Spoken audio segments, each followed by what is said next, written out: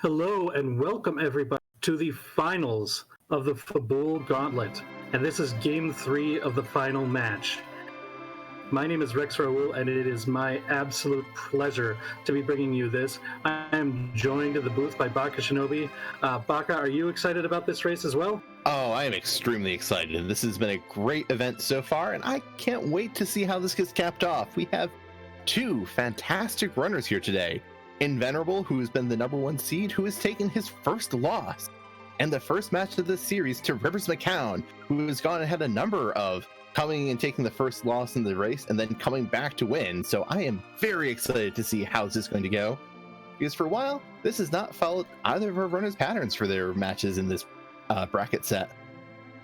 Oh, absolutely. And these are two runners that are playing like about as high a level of free enterprise as you can.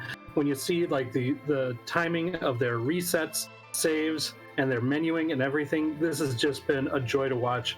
I am really excited to see who's going to take it down. Like, it could really go either way. And as we saw from the first two races in this best of 3, either of those races could have gone either way too. Yeah, we've had some pretty big turnarounds. There were some points where it looked like Rivers was clearing the lead, but Invenerable stole ahead.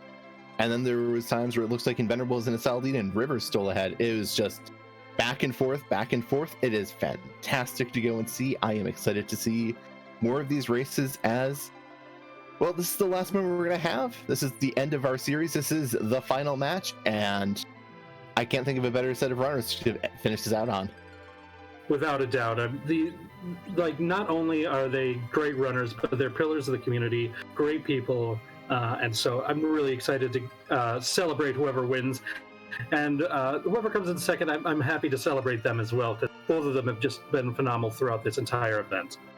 Oh yeah, there might only be one winner. Well, I say the viewers have been the winner because this has been a great event to see, but only one crowned champion for sure. And it looks like we're getting started with Dark Knight Cecil as the character. We've seen some of the seeds through this. If Cecil's there, he can really be a powerhouse late in the game. Indeed, late in the game though. Early on, he needs a bit of support in getting carried, so we'll see who gets paired up with. Paired up with Rydia. Yeah, go ahead. I think Rydia can actually go and help carry because, yeah, she only has 30 HP, but she can use Dancing Daggers, which is a reliable, repeatable source of damage. And you can find those Dancing Daggers in shops, so if your looting doesn't go and give you something helpful, you can do a bit of shopping and get some early steady damage. You will have to work on keeping Rydia alive, but one or two fights and Rydia will have enough HP to not be that much of a liability. But we get that pan as a start. I know this might incentivize the runners to maybe skip Fabul at the beginning and try to do it all in one go if underground access is available early enough. Indeed, and I see that we've got, I believe, 3 boss hunts, launch the Falcon, and clear Antlion nests, so no skipping Antlion today. Yeah, that was something that we've seen in this series so far, is that holding out on Antlion until a bit later. Looks like we're getting a view of Edward behind the Mega Sisters in the Baron Inn as well. Not going to be the Sid that we're looking for, but it is a character, another kind of underwhelming character for the beginning of the seed. I don't think there's going to be any super priority to get Edward in this party. Not unless we have an extremely fast go mode and our runners decide, I need to go and do the ever-vaunted Edward strats for Zeromus, because if there's one character who can go and solo Zeromus at low levels, it is in fact Edward, due to his very, very helpful hide ability. Not to mention, we do have to kill Odin, and if Odin is somewhere very rude, Edward is also very good against Odin, as there's a special script for Odin that if he raises his sword 3 times, on the 3rd raise, he goes and puts a very small window of being vulnerable to instant death from a lightning attack. And if you've got something like a Thor Rage in your inventory, Edward can hide until that moment, come out and use that to one-shot Odin. Yeah, it's going to go and be interesting to see how the seed shapes up. Invenerable going to Mount Hobbs to check that free spell for Rydia, as instead of learning Fire 1 here, she learns a random summon. And hey, look, Odin, and we totally just get... we can't go and kill him here, can we? No, doesn't quite work quite that way. But we have seen Odin used to some good effect against some of the bosses who are vulnerable to his Zantetsuken attack. That's true. And Zentetsu can only, well, will only not work on things with the boss bits. So Alt Gauntlet, Baron Guards, Dark Imps, you can use them on all of those. And you can even use it on things that are normally immune to instant death, like Gold Dragons or those hair dryers in the moon if you get desperate for some experience. Yeah, it comes at a cost of a bit of a charge time, but as long as you can survive that, then it can be a pretty useful spell in those certain situations. Inven continuing that climb up Mount Hobbs and sees Kane up at the top as the character there. Still no Sid, but Kane's going to be a very useful party member to add to this team. Yeah, that's knowledge of 5 characters in this feed already. We have Cecil, we have Kane, we have Rydia. We know that there's Edward due to Baron Ann and Sid due to the objectives. That leaves only 2 other characters for us to find. We've got a pretty nice looking beef team, but we are lacking a bit in forms of healing and white magic. Yeah, about the only kind of healing option that we have, aside from like the cure potions that you're seeing Invenerable toss over at Mylon Z, there is, I believe it was, I forget if it was Rivers or Invenerable, they found an Ashura summon, and that is something that can make Rydia a pretty powerful healer in her own right. Yeah, I never like relying on Ashura just because it's a random chance of 2/3 for a healing spell, 1/3 for just life 1 on the whole party. But if that's all you got, that's all you got. Meanwhile, Rivers going and doing some looting, not going up Hobbs, but did find a dancing dagger, so Rivers is going straight to one of the objectives in Antlion Nest, as he is confident that Rydia is going to be able to take out whatever he finds here. The Rydia with a dancing dagger is a pretty good strategy for a weak boss that you usually find down at the bottom of Antlion Cave. The stats are very low here, and so the threat level is not going to be very high. There are certain bosses that kind of bypass that. I mean, Wyvern is still going to be no joke at this point, but the dancing dagger does quite a bit of damage, even at low levels when you use it as an item in battle. Yeah, and we see that Invenerable has finished off that Mylon Z out Mount Hobbs, gotten his cane, and is now heading into Antlion Cave himself, though I don't believe he has dancing here. But here we find Odin, another required objective in Antlion Cave. Yeah, we got a double dip right off the bat. This is definitely going to be good for Rivers, though, if Rydia shouldn't be so slow as to go and have Odin get enough turns to throw off his Zentetsuken, and the 3 dancing dagger shots will be more than enough to take out Odin. So I think our runners, actually Inven, depending on how things are for his equipment, might be the most dangerously under-equipped, as he might go and be struggling to pull out all the damage he needs. Yeah, I'm not sure if I don't think Inven's been able to find any sort of dancing dagger. It looks like he's going with an elven bow approach. That's not going to be great, but not horrible at level 11 for Rydia. It's not going to do that dancing dagger damage that we're seeing from Rivers, though. And speaking of Rivers, Rivers finds the magma key. Antlion Cave being very generous this morning, this afternoon, excuse me, as that is all you need to go and start looting more of that underground and see more spots and more loot, really, which could be very helpful this early on. We'll still need to go and do the hook route because we have to launch the Falcon, but we won't have to do it at as low levels as we normally have to. That's right, and I wonder if the runners might be a little bit upset that not upset, thinking that it was hoping to be a hook seed because they had to do that anyways. But at least this is going to get the runners into the underground. And as we saw in one of the earlier races in this best of 3, the Sylph Summon is something that can be found underground, and that is something that can be very useful for Rydia throughout the majority of the seed. That's true. Sylph does damage almost equivalent to Virus, but also heals your party for the damage done, and because of a certain glitch, doesn't actually take away MP when you cast it, so you can just have Rydia constantly casting it over and over again. As other members of our community have noted, it does have a long animation time, so that could go and add up if you're spending 5 to 10 seconds a cast in each fight. That can add up and give time to your opponent if they don't need to use it. It also bypacks Reflect, which can be useful in some fights, including the required Beigen fight that the runners will have to face at some point in this run. Very true, and it's also very helpful in that CPU fight for the same reason, though the healing also definitely gives it a nice bit of an edge in that fight. Now it looks like Rivers is finding Kane at the top of Mount Hobbs as well. Inven seeing that it's Yang in the waterfall cave, not something that the runners need to deal with at this point. They might come back if one of the characters that we haven't seen yet is Fusia, and they need to get a couple more bosses under their belt easy in order to get them something like Nuke or Quake. But barring that, I don't think we're going to see a return trip over to the waterfall cave. Agreed. And we see Invenerable is going and heading to Aggregate, is going to go and pick up some life potions and some throw rages, I imagine, as those are for sale in Aggregate. Meanwhile, Rivers is going and clearing out Mount Hobbs about the same time as just maybe a minute slower than Inven finished Antland Cave and got moving, but these runners are still, they've done the same checks and are pretty much neck and neck. One of them has a Dancing Dagger, the other one, Invenerable, we thought we were just going to lose time in Antline Cave, but instead was able to go and use Lit 1 on Rydia to good effect and just catch time up that way. He also had some equipment for Kane, and with that jump was able to help out with that too. So that kind of, both the Lit 1 and the Kane made it really easy for Invenerable there, despite Rivers having that Dancing Dagger edge. Yeah, and I think now we're going to see both runners go underground and do the free loop, where they're going to turn in their pan at the Sylphs to see what they get, go to Feymarch, pick up the chest, the free item in the chest there, because they'll already be at 1 HP from walking through Sylph Cave. Why not go and be at 1 HP even more after walking through the Land of Summoned Monsters? Right, and that Land of Summoned Monsters is one that we've seen frequent runners are actually looting it, finding the one trapped chest, and then resetting it and going through it, because you can get a decent loot pull from the chests here, and there's only one trapped chest. Speaking of the devil, it seems like we're seeing Invenerable do exactly that. Ooh, finding a guide and an Assurus summon. Yeah, this loot loop is going to go and be very, very nice for Invenerable.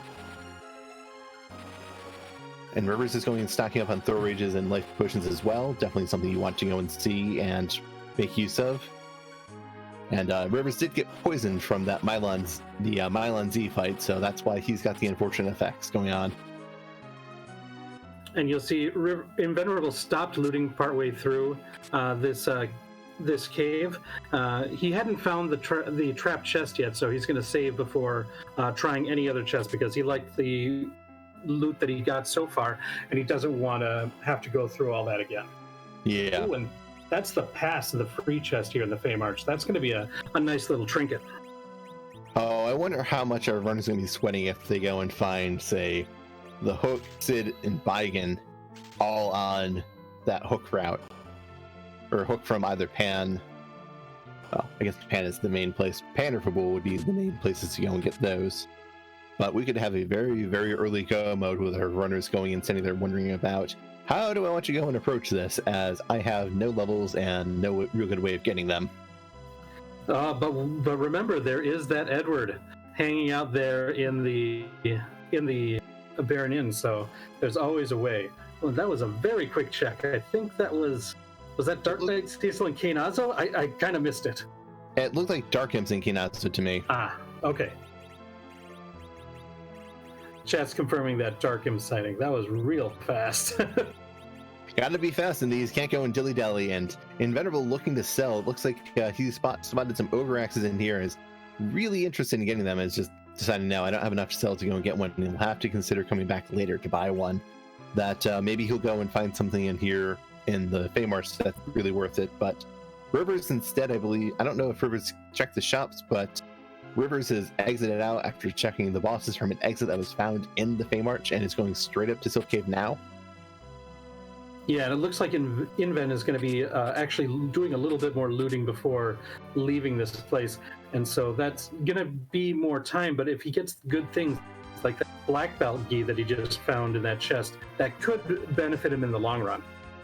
Yeah, we'll see where Invenerable is heading down to Sylph now. So Rivers went and was a little behind coming underground, but spent less time looting, and now is getting to the checks faster than Invenerable. Our runners are following very similar paths. It is impressive. Yeah, I don't think it's super surprising that they're doing that, considering what key items have been found so far with that pan start and that very early magma key. These are a lot of key item checks that you can get out of the way very quickly because of what we're getting. So not too much of a surprise. Hopefully we'll find something that gives us some more divergence before too long. Yeah, I was mostly surprised that both of them went to Feymarch before going and turning in the pan, but I guess they decided they didn't want to go and put much time between turning in the pan and getting that, and getting a Zeus Gauntlet from the Sylphs. This is definitely something you like to see when you have a Kayn in your party. Without a doubt, and between that and the Black Belt Key, a lot of good stat improving gear for Kayn found early. Yeah, and Invenerable knows where he can find Ogre Axes once he gets some money, though I expect he's not going to go and be making that trip anytime soon, as the Feymarch is a very long time sink to go and really go back down and back again. Yeah, it's interesting, especially with that Dark Imps fight down there, and we know that we've got that Odin summon that can take them all out. So that might be something that will be in the back of their minds, but I know that it seems like both of these runners prefer not to go back to Feymarch for those bosses if possible. Yeah, the Feymarch is definitely not your preferred fight, and the Dark Imps are going to hit really hard there, as that spot does not go and temper its physical damage. And we can find dancing daggers for sale in Fabul.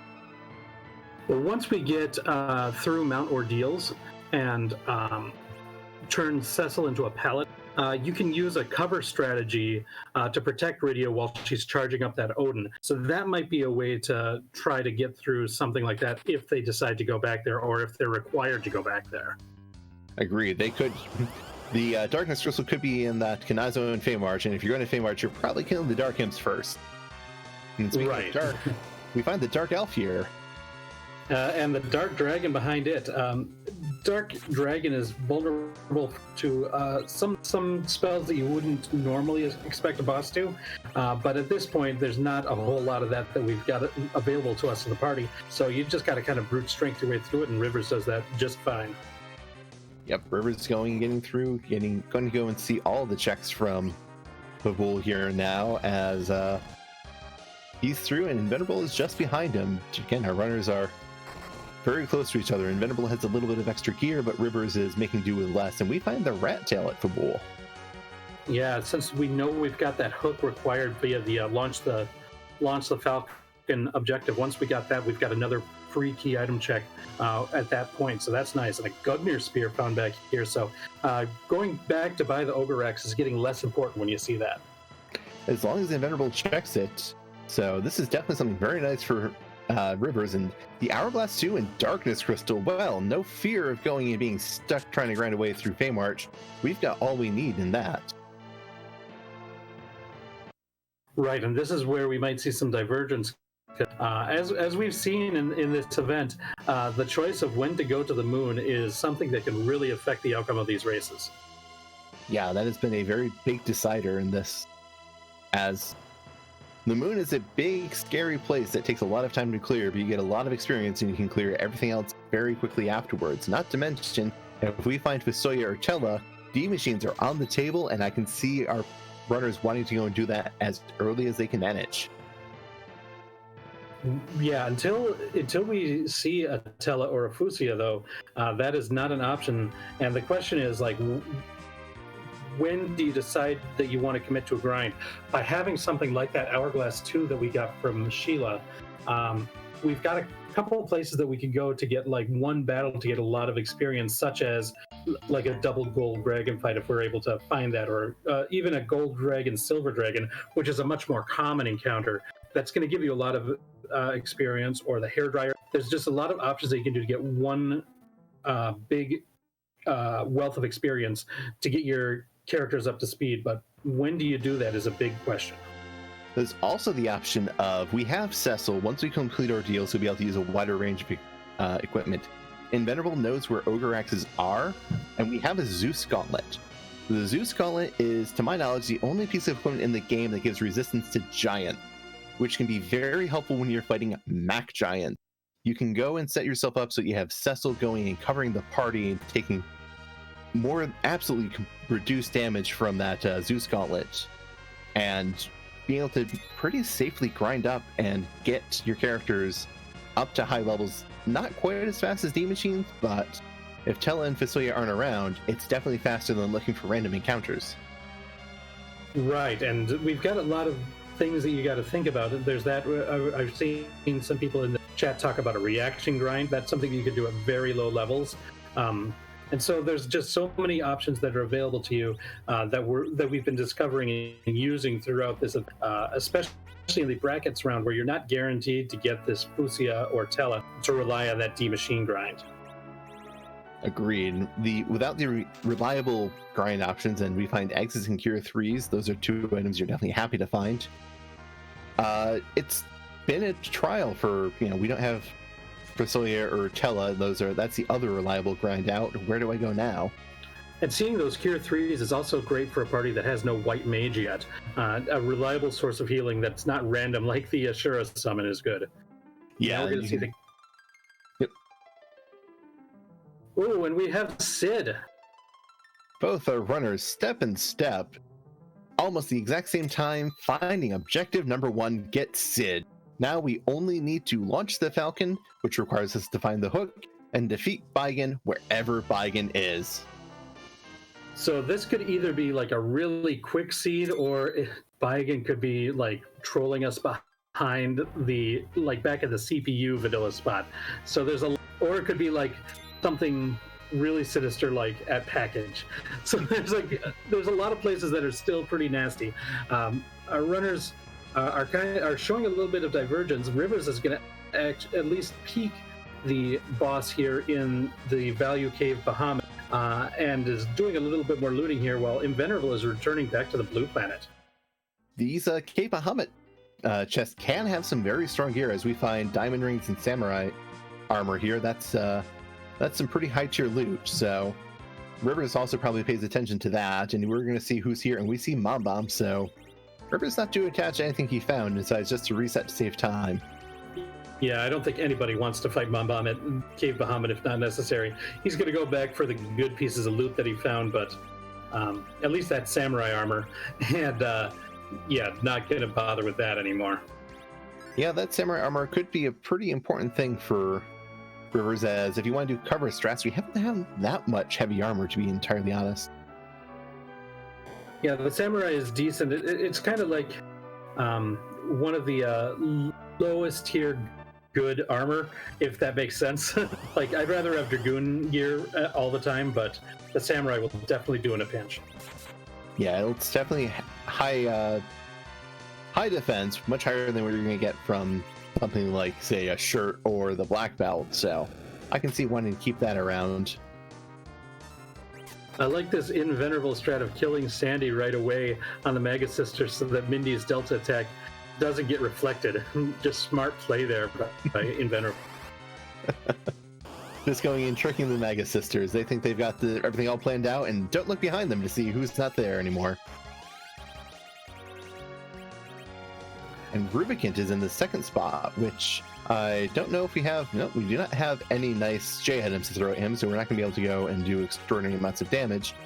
But we are, looks like Invenerable is pulling something up. He's pulling up a Drain Spear. Oh, Kane's doing 1400 damage, but he does have that Gungnir and a Zeus Gauntlet, so Kane is probably more than capable of taking care of this on his own. Meanwhile, Rivers has decided to make the trek up Mount Ordeals, wants to get that Cecil into a Paladin, runs into Octomam in the first spot, and this spot does not have a very good physical attack, so it's not a very scary spot to fight Octomam.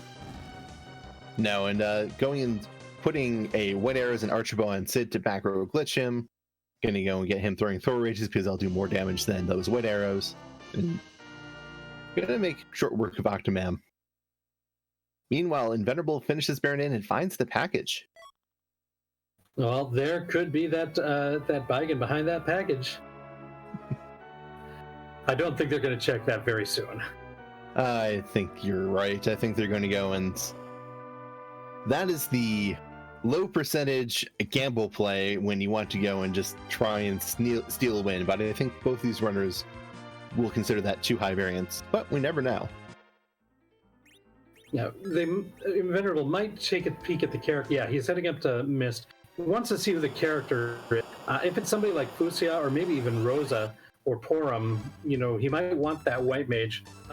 He might want Tela or Fu. If it's any of those four, he might consider doing it. Ooh, and we find a vanilla Demist. Ooh, somebody called Dathis. We've got some vanilla sighted. Yeah, I don't know if chat's really familiar. I don't see them going and saying anything about that. If you could come around and claim your vanilla prize, we'd appreciate that. So now we've got a couple of reasons to go to Mist, and yeah, we're going to fly the airship over to the other side before going in. The reason being, go ahead. Yeah, when you enter Mist, you get that one tile which will trigger the package sequence, and you can't check the key item at that point. And there is Rydia's mom. Inven checking, and we get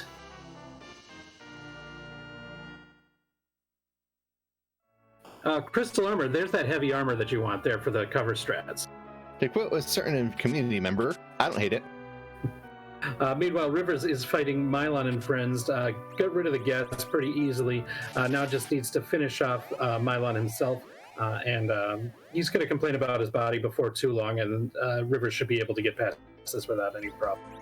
Yep, Rivers making short work of ordeals. Invenerable not finding a lot from Mist, but still finding that it's a duplicate Cecil and resetting out. Yep, not a character that he's looking for. Like I said, a white mage or one of the white-black users that have access to weak for the D machine grind, I think are about what he's looking for. I think even maybe Edge. Maybe if it was Edge, he might get rid of Edward for it, but depending on how soon the go mode is, you might want to keep Edward for those Eddie strats. And I don't know, maybe you know, Baka, if either of these runners are versed enough in those Eddie strats to go for that. I know Invenerable has done it. I believe Rivers has also practiced it. I believe neither of them really want to do it. Fair enough. It is a very tedious strategy to get through that fight. It is long, and you have to get through it without making any mistakes. But it is basically repetition. Yes, it is. It's doable. It is not. It's making sure you don't go and lose count of which cycle of spells Zeromus is on, because for what we call phase 1, Zeromus does 3 things. He does 4 things. He shakes, he big bangs, he black holes, and then every 3 big bangs, he'll go and cast Virus. That's the thing you need to keep counting, because that's 1, a fair source of damage, and 2, really something that can throw you off if you don't go and hit that, and it can go and throw you off if you mistime things as well. So it gets it's really focus intensive, because you have to be going and getting your inputs in very quickly to make sure you're not losing turns, because if you lose a turn, Zeromus goes and big bangs you, and you do that for 15 to 20 minutes if it's just Edward. Well, Inven is going back. He's going to try to fight these Dark Imps. He is, I think he's going to try to queue up that Hourglass, maybe, to make it as safe as possible. The Imps are going to hit 3 of his characters, but as long as that Hourglass goes off first, he'll have 2 characters alive afterwards, which he can revive the others, and he should be good from there. He just needs to get Rydia back up, and then have her cast Odin, and this will be done. Yep. Rydia goes down. Does need to make sure Odin hits as well. Odin is a rather low accuracy spell, unfortunately. And queuing up all the life potions to make sure that his team is up. Meanwhile, Rivers has finished. Ordeals did find a Valvalis in the crystal room, but not having much trouble with it. And did find an Adamant, which, if we find a Legend Sword, that's an Excalibur for a Cecil, and that is a very, very nice amount of damage. Well, it looks like also going to be utilizing, it looks like instead of the Odin strat, he's got a black sword on Cecil, and that can be used to inflict the swoon status on these Dark Imps, and then that allows him to life glitch, which means he's getting basically going to get 5 Dark Imps worth of experience here instead of just 3. And this is something that he can't do if he transforms Cecil into the Paladin, and that's probably why he decided to go here before heading up Mount Ordeals in order to transform Cecil. So getting this out of the way with this strategy, which is more reliable than that low accuracy Odin that you were just mentioning there, Baka. Yep. And Rivers didn't find that black sword, so it probably didn't occur to him. It is just a protector ring, so Rivers is not going to be terribly punished for this. But Invenerable just got 46,000 experience. That's almost 2 eggs. Yeah, you see Invenerable pause there. It wasn't required. It's a decent item. He got a lot of experience, but it was time, and he has to walk out. He has to go get out of here now. But it looks like he likes some of the items, and he might be going back. Was that the Ogre Axe was for sale down here? That is correct. The Ogre Axe is for sale down here. He's going to see if he can scrounge up enough money for it, because he does not have a weapon for Cecil. And he's getting close. He's sold the crystal armor, so he is more than enough to go and buy an Ogre Axe. I think Invenerable is, one, looking for the immediate use of getting a weapon for... Hey, there's also Earth Hammers here, which is a good weapon for Sid. But finding a good weapon for Cecil after ordeals, which I don't know if Rivers has. I think he might just have a Fire Sword at this point. But also, he might be going back up for that Mac Giant grind that I mentioned. And this could just be some long-term planning on that front. That's a good point. That equipment by both the Ogre Axe and the Earth Hammer are very good for that Mac Giant grind. So it definitely looks like, in case he needs to do that, he's got that. But even if he doesn't, those are good items for the party that he knows that he can have at this point. It's like one of those where it's like, if I have to do this, I'm really prepared. But if not, this is still going to be good for me in the long run. Yeah, these are still weapons I'd be happy to go and take to the Zeromus fight, to be entirely honest. Oh, absolutely. It's certainly no Excalibur, which once Invenerable goes up ordeals, he'll find the other half of the Excalibur than you usually find here. And Rivers is going in, did find that Demus that Invenerable found, did clear Baron in, and is going to go and be checking the package, getting a crystal armor. We'll see if Rivers keeps this around, as he does not find those Ogre Axes for sale in Feymarch, but might also be less tempted by them.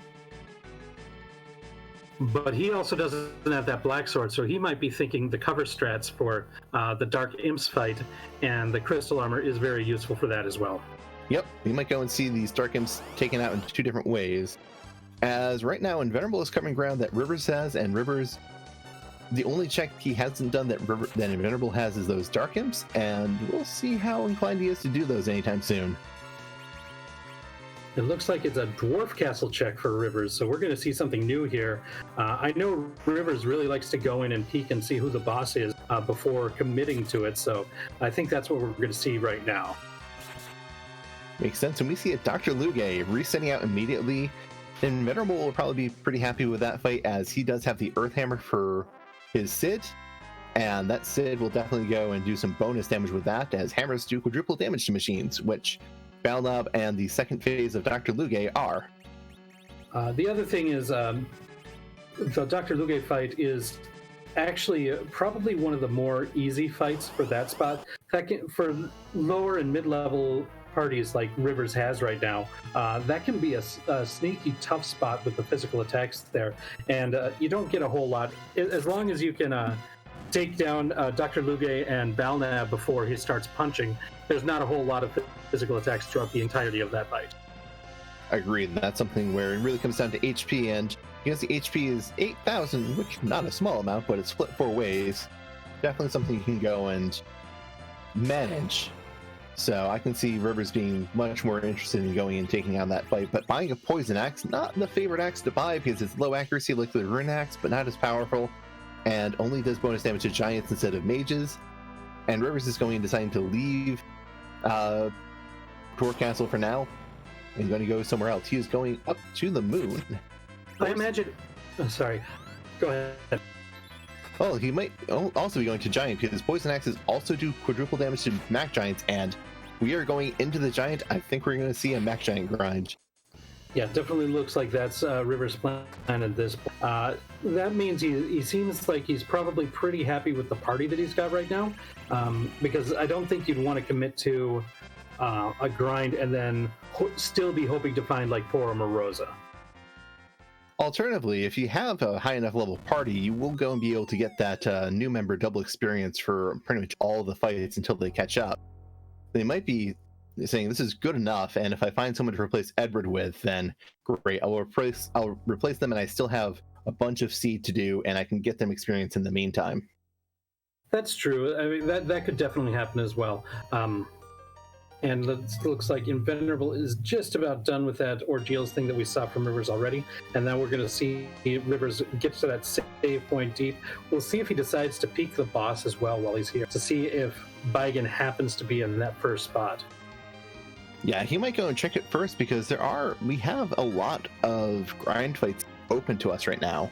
We have, free fights. We have the Kaipo guards, the Baron guards, not the Dark Imps, but we do have King Queen Evelyn. There's a lot of free experience we can go and find here. Ashura is not free experience, though. Yeah, Ashura is definitely not free.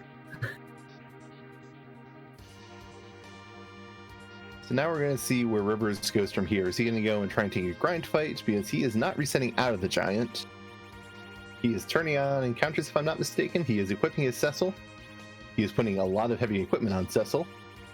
I think we're going to go and see the very, very nice use of some very good knowledge of the game as he is prepping Cecil to go and take out these Giants for him.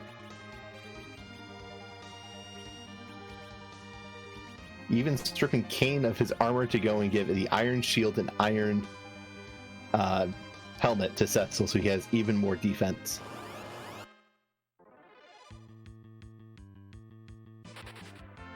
And Invenerable. I wonder if he sold that crystal armor because he went to the samurai armor for Cecil there. So Yes, didn't have the superior crystal armor for this cover strat. Yes, he did sell the crystal armor in order to afford the poison axe. Yes. And we see Invenerable here going and prepping his Cecil for Dwarf Castle, going and getting equipped, going to go and throwing whatever he can. Does have a Protect Ring, which could be nice. We want to have more cover strats. Well, here is the Searcher Mac Giant fight that Rivers is in. Now it's going to be getting through it is the next part. Rivers is making good use of the Stop spell, which is... It's no Hourglass, but Stop is still a very, very good spell. Being able to go and prevent this Mac Giant from going and punching you into the dirt is it's a pretty helpful thing to find. And we see Kane doing the big damage with that poison axe there. Almost 5,000 from that jump, and that's just a lot more damage than anyone else can do at this point. Making use of that racial 4 times damage is really important. But that Stop does wear off relatively quick, and that Mac Giant is back up and active. But we see that cover from Cecil taking only 1 damage from the Giant's punch, and that's what you use with that Zeus Gauntlet on there with that resistance is so important. Yeah, that is something where Cecil is functionally wearing a Moonveil in this fight because of how strong his defense is to Giants. Back row doubling his defense, his Zeus Gauntlet further doubling his defense, and then the back row also having an attack accuracy. It's really nice, but I think Rivers did stop the Searcher, which might not be what he was hoping for, so he might have to burn some turns waiting for the Searcher to come back and be ready to start summoning enemies again. While that's going on, Invenerable has decided to go into the Baron Castle, the Dwarf Castle fights, is into the real fight, the second part of Dr. Luge. Afterwards, we're going to see the character and see if that's one of the characters that we haven't seen yet in this seed, or if it's another duplicate. Plus, we'll get to see the next boss. Inven definitely going to be hoping to see Baigan here in that second spot. Yeah, either that or he's going to see Sawyer or Chella so he can go and have a easier and faster grind. Ooh, this is Lunar Sparkle. He's probably not happy to see. Right. Yeah, that Lunar Sparkle is there, but that is Rosa. And that is a big thing, and he couldn't ditch Edward fast enough. And this is Wyvern. Oof. Are we fast enough? No, we are not fast enough to go and get that off. Does Sid survives the nuke? Does Inven go and manage to pull out a win off this, even getting his whole team toasted? He's at least trying. Inven does not believe in just giving up. Inven never says die. Oh, but those nukes are going to be coming out pretty quick. That might be faster than you can revive characters and be expected to actually do damage. If you can get your team up, you might be able to go and win this by attrition, but it's definitely not going to be your preferred pace. Yeah, this is one where it might save you time to go through the Luge fight again, so that you can get through and set up so that your agility is ready so that you can do that reflect properly. I'm not even sure, though, if that's possible depending on what equipment he has and what the agility levels of his party is at this point. What he used for the Dark Imps fight was a Drain Spear on Kayn to tank Kayn's agility and make Kayn the anchor, which Kayn's also your biggest source of damage, so I don't know if you really want to go and rely on that. He is getting a reprieve because when Wyvern's wall runs out, he casts Remedy, which will go and heal 10% of Wyvern's HP, which is terrible for Invenerable, who had done a grand total of 0 damage up to that point. He looks like he's in good shape, using that wall of timing to get back into this. Unfortunately, the first nuke goes after Kayn, who's as you mentioned, the big damage dealer here. Kayn has gotten nuked 3 times, which is really rude. Kayn did 1,000 damage on his first swing, which is... Kayn's the person Invenerable wants alive, and I imagine he is going and complaining a bit about the board AI, which is very good at targeting your good characters, it seems. Yeah, it is. I think any of us who have played Free Enterprise know that that's true.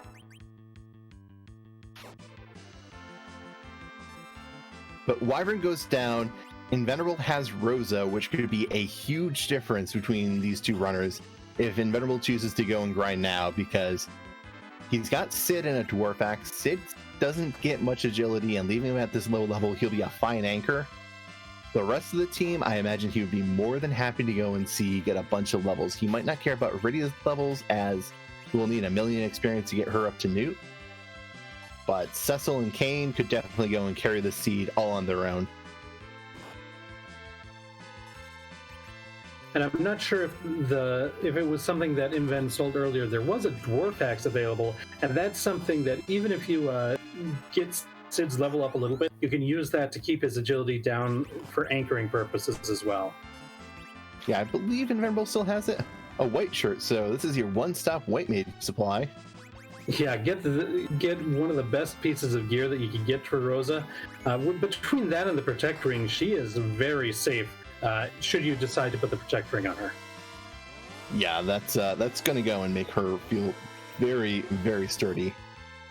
If you really feel inclined, the White Robe on its own is really strong defense. I don't know if you're going to feel it necessary to have both of them on Rosa. That's true. It depends on how important the fight is for Rosa's safety too. That Protect Ring being equipable by pretty much everybody. I think Dark Knight Cecil's the only one who can't equip it, and it's just like you can put it on whoever really needs it. Agreed. And it does go and provide elemental resistances as well, which makes it a very helpful item. And Invenerable going and selling everything he has for the illusion of victory with those. Invenerable is definitely committing to having a bunch of good tools in his toolkit.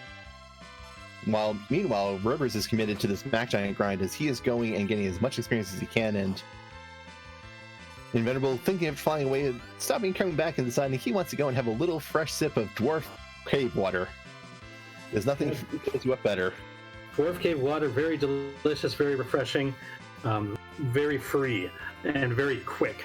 Like, oftentimes, like, if you've got the option, if you don't have cabins, you might be tempted to go to an inn, but the animation to go there is just so slow.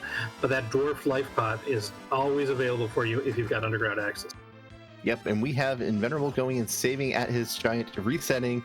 I believe he's been working with Accident to try and find a step chart for finding the Mac Giant encounter, because it's a pretty good grind option when you don't have Tella, and we only have 1 character left in the seed, and we still have another 5 different characters, so it's not unreasonable to go and get someone who can D-Machine grind, but it's just a bit more reasonable to think I can just take this team and Mac Giant grind and not worry about it and just blaze through a lot of the rest of the content here, as we may see one of these runners go moon. Right. I think this is like prepping for the moon because we've got a lot of key item checks, and really what we're hoping for are key items and bosses, and both of them are plenty on the moon. So we're looking to find Baigan or the magma key, or not the magma key, but the hook on the moon. And so I think that's the idea that probably both of these runners have right now. Yeah, and I think Invenerable's going to have a bit of a leg up in this grind because he has two characters with bonus damage to these Mac Giants. He has his Paladin Cecil with the Ogre Axe, and he has his Cid with an Earth Hammer. Mac Giants are both giants and machines, so the hammer will go and do quadruple damage because of the machine vulnerability. The axe will do quadruple damage because of the giant vulnerability. That and he's going to have a leg up afterwards by having a high-level Rosa in his party instead of Edward. And Rosa is quite a bit better than Edward most of the time. There are corner cases where Edward is amazing, but in general, Rosa's the superior character. Yeah, and Invenerable resetting after... Looks like he's very specifically trying to go and find a good step route, and it's going to go and re-equip his characters now that he did in the Giant, losing a little bit of time because he has to do it twice. While Rivers has finished up his grind, he has got his characters are in the 40s, maybe low 50s, so that's some good experience for them.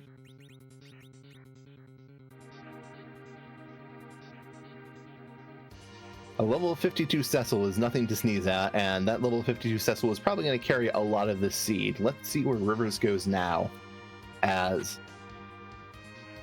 If throughout the rest of the seed he ends up finding that legend sword, which he can forge into Excalibur, that Cecil is definitely going to be doing tons of damage in the final battle. Yep, leaving the Giant is back on the whale, and he can still easily go to Dwarf Castle and pick up that Rosa if he so desires, and if he goes to the moon, that Rosa will still be getting a bunch of and going back to the Giant. Well, that is interesting. Does that mean he wants to take on that Ashura fight? Or maybe it's the last arm chest that he wants. Maybe it was just a miskeep, because he did specifically leave the Giant, unless I missed him going out and saving.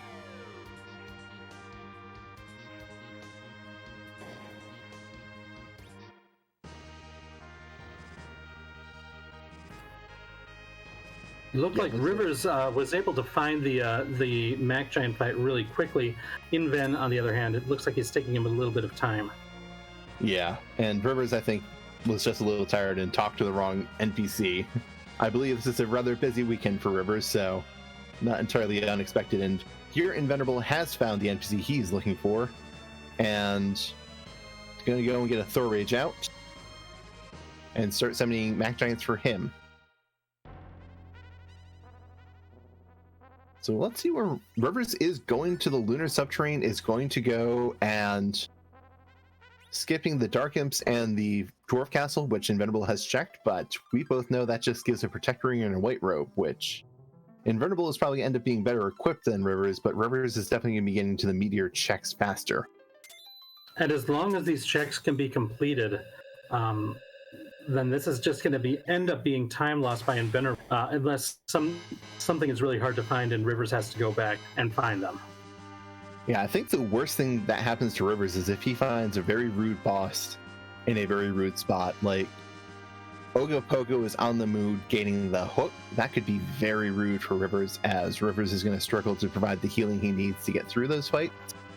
While Invenerable has Rosa, that's going to solve a lot of problems for him. Right. If Rivers is going to have to be leaning on Ashura as the summon, and I don't even know if he taught Rydia Ashura. I don't remember seeing that, but that could be risky. But it could definitely work. It's a gamble. Yes, agreed. That is something that's going to be unpleasant, but you do what you need to do in order to get a victory. And chat pointing out that Rosa has so much vitality from her gear that she's going and getting raised with too much HP to be an HP critical, so Invenerable having to go and manually cover Rosa in order to get his blocks off on her. Again, making use of what you've got, and that cover command is something that you should be aware of, specifically for situations like this. Agreed. Cover is a very, very strong ability. It's hard to say it's underrated, but I think it can't be understated how powerful it is. Like, this Max Giant fight is so much safer because of Cecil and a Zeus Gauntlet. Cecil is going to be taking 1 point of damage from all of these hits and is just simply able to go and clean up this fight. He's able to go and get through it. He might be able to get through it faster than Rivers and make up some time this way. But Cecil is bringing a grind with him today, thanks to some equipment.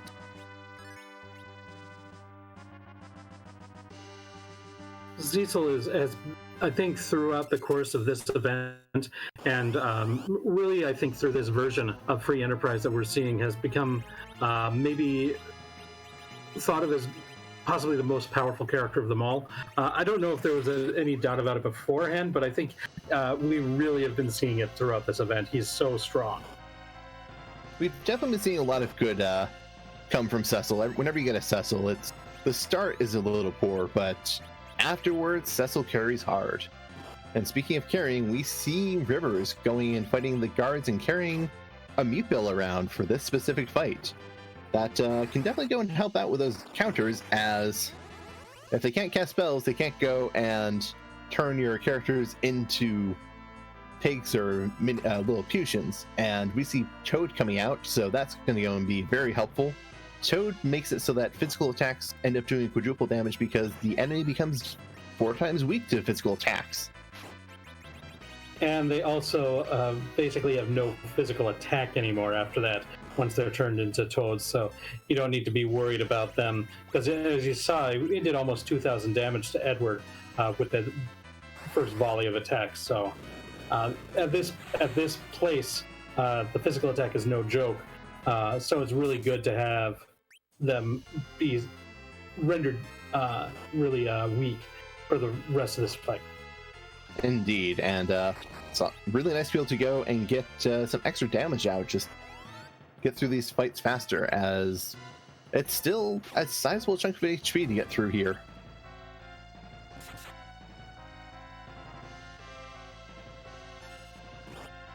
And aware that experience is still something useful, so getting another life glitch on one of these guards too is a heads up play by Rivers.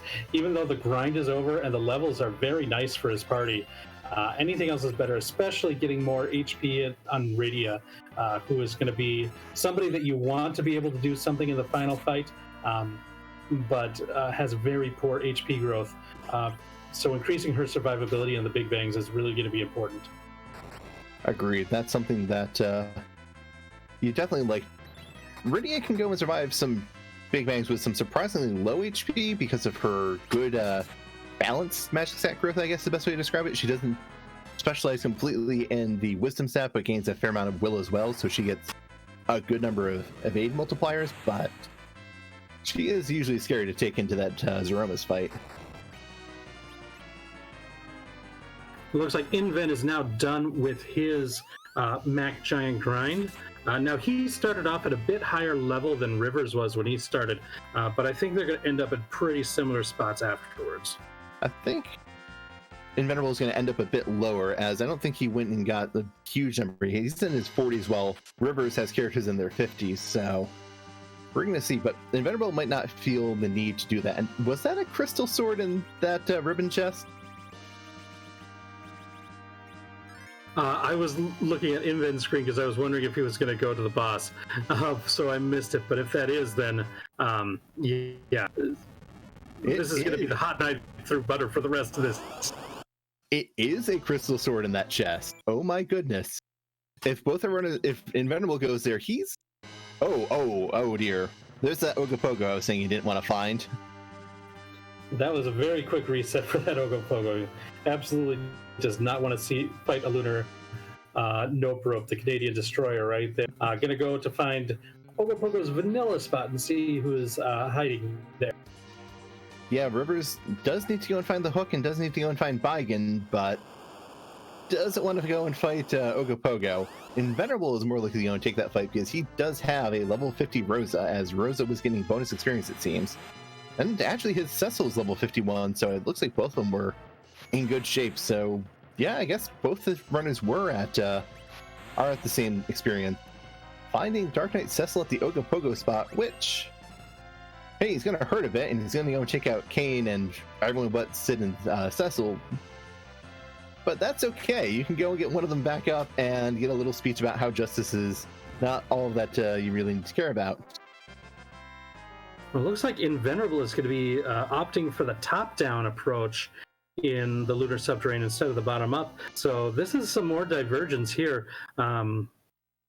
As Rivers has seen most of the bottom already, and now we're going to see something new, different from Invenerable here from the top of the lunar subterranean.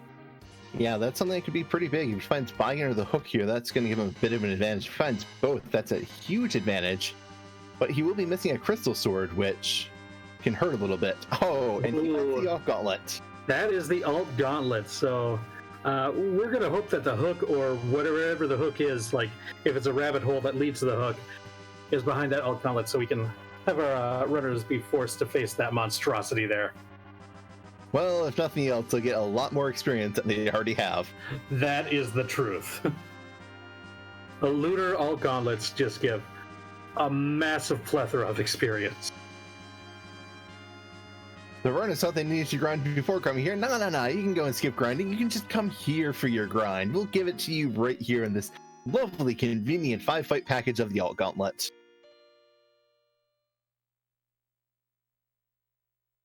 So now Inven heading down to the bottom. Rivers is about to check the Vanilla Wyvern spot. We'll see if he's lucky enough to find Baigen there. Yeah, I know that Invenerable does have mute arrows and a bow, so his Rosa might go and flip over to doing straight damage and be able to get through those Baron Guards a bit faster. But we find Baigen at the Wyvern spot. Ooh-wee. If Baigen holds the Hook, we are in go mode.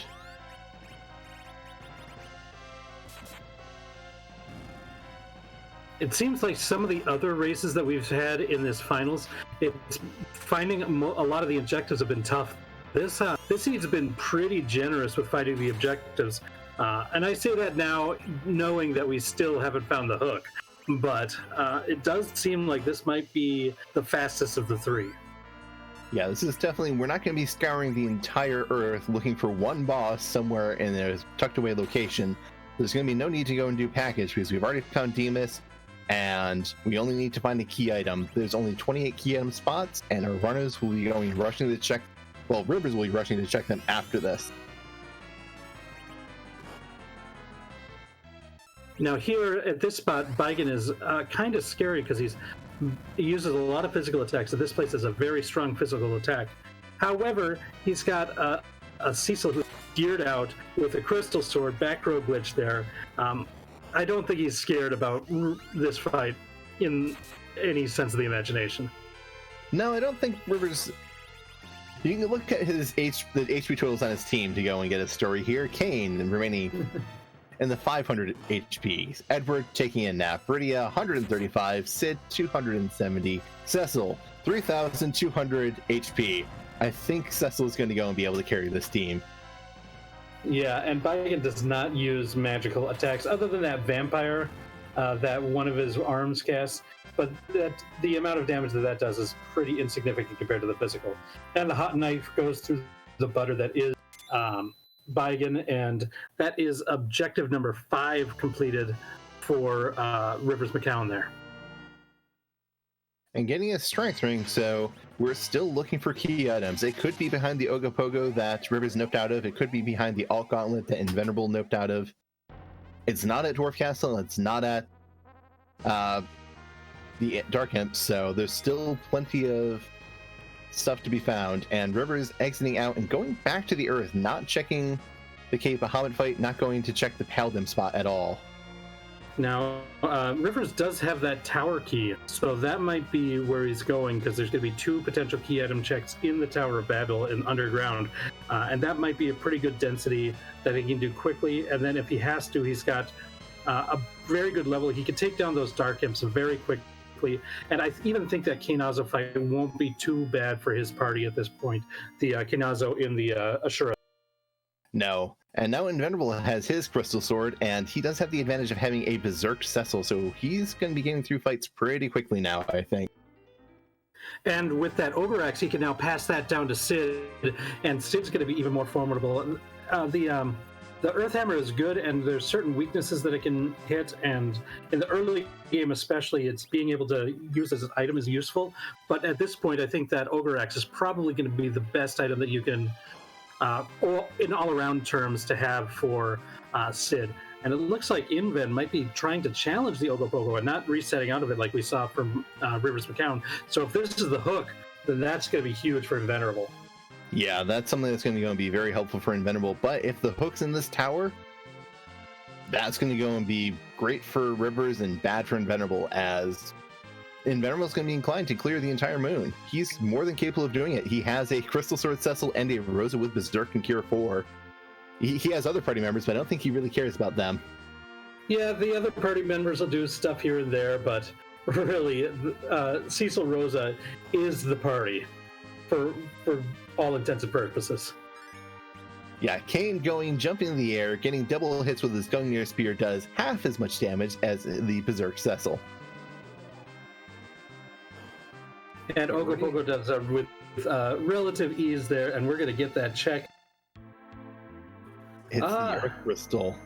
I mean, that could be where the hook is too. So we've still Inven still in play. We're going to see a Lunar Sparkle up here at the top. And interesting, we saw Calbrena. So when we go through that Launch the Falcon sequence, Calbrena is going to be at the Rubicante spot. Well, that's encouragement to keep Rudy around, so you have some AoE damage, but definitely not going to go be a real fight you're worried about. And it's Plague here on top of tower, who could be annoying, but I think we're going to have more than enough DPS to take him out. Yeah, again, this is going to be Crystal Sword Cecil doing the bulk of the damage.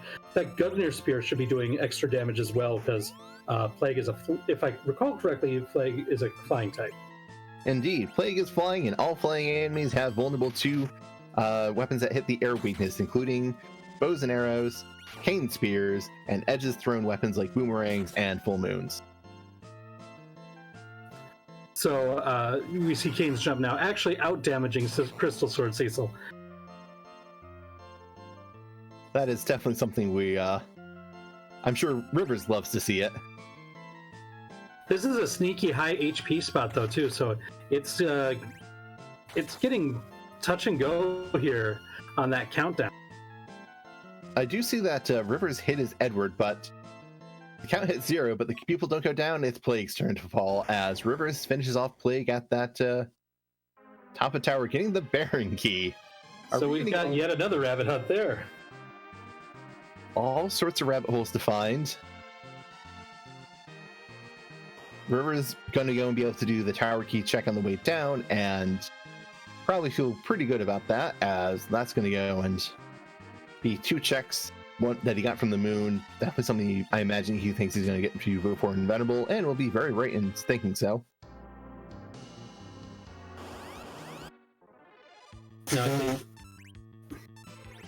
Sorry. That's okay. Now I think Invenerable is going to go and find Baigen in that Wyvern spot's going to be happy to destroy the Traitor of Baron and get that objective number 5 completed on his checklist as well. And then it's going to be interesting if he decides to go to Cave Bahamut and sees that Mom Bomb there, whether or not he decides to take that on. Because with this Berserk Crystal Sword Cecil, Mom Bomb becomes a bit less of an issue than he would be like when Rivers checked it. We'll see if he decides to go for that Alt Gauntlet. I doubt it, but that's an option that's on the table for him as well. Or if he falls down the tower that Rivers is at, or if he decides to go for an Earth Crystal play. Yeah, Invenerable's going to have options open to him after he finishes this spot, while Rivers also has options. He still has Fey March. He has a Baron Key to go and check. Baron's got 2 checks in there as well. He may go and decide Fey March because he's got 2 bosses there he can go and get items from. And of course, it also depends on what he gets as he leaves this tower. That could definitely inform where he goes next as well. We could go and see music come out, and that would always be appreciated, I'm sure. So Inven now in this Baigen fight, basically the same thing I said about it during the Rivers fight, except Inven's even stronger with a Berserk Cecil. Yeah, it looks like Invenerable is really trying to keep his pretty alive, wants to go and get nuke on her so that he'll have that extra damage, but I think Invenerable, with the addition of having Berserk, is going to go and be getting more, getting through these fights faster, and we're just getting another Zeus Gauntlet. I'd say just, because you do have 3 people who can use it, well, 4 if you count Rydia, but definitely not what you want to go and see. River's doing a little bit of shopping at this point, does not like what he sees there.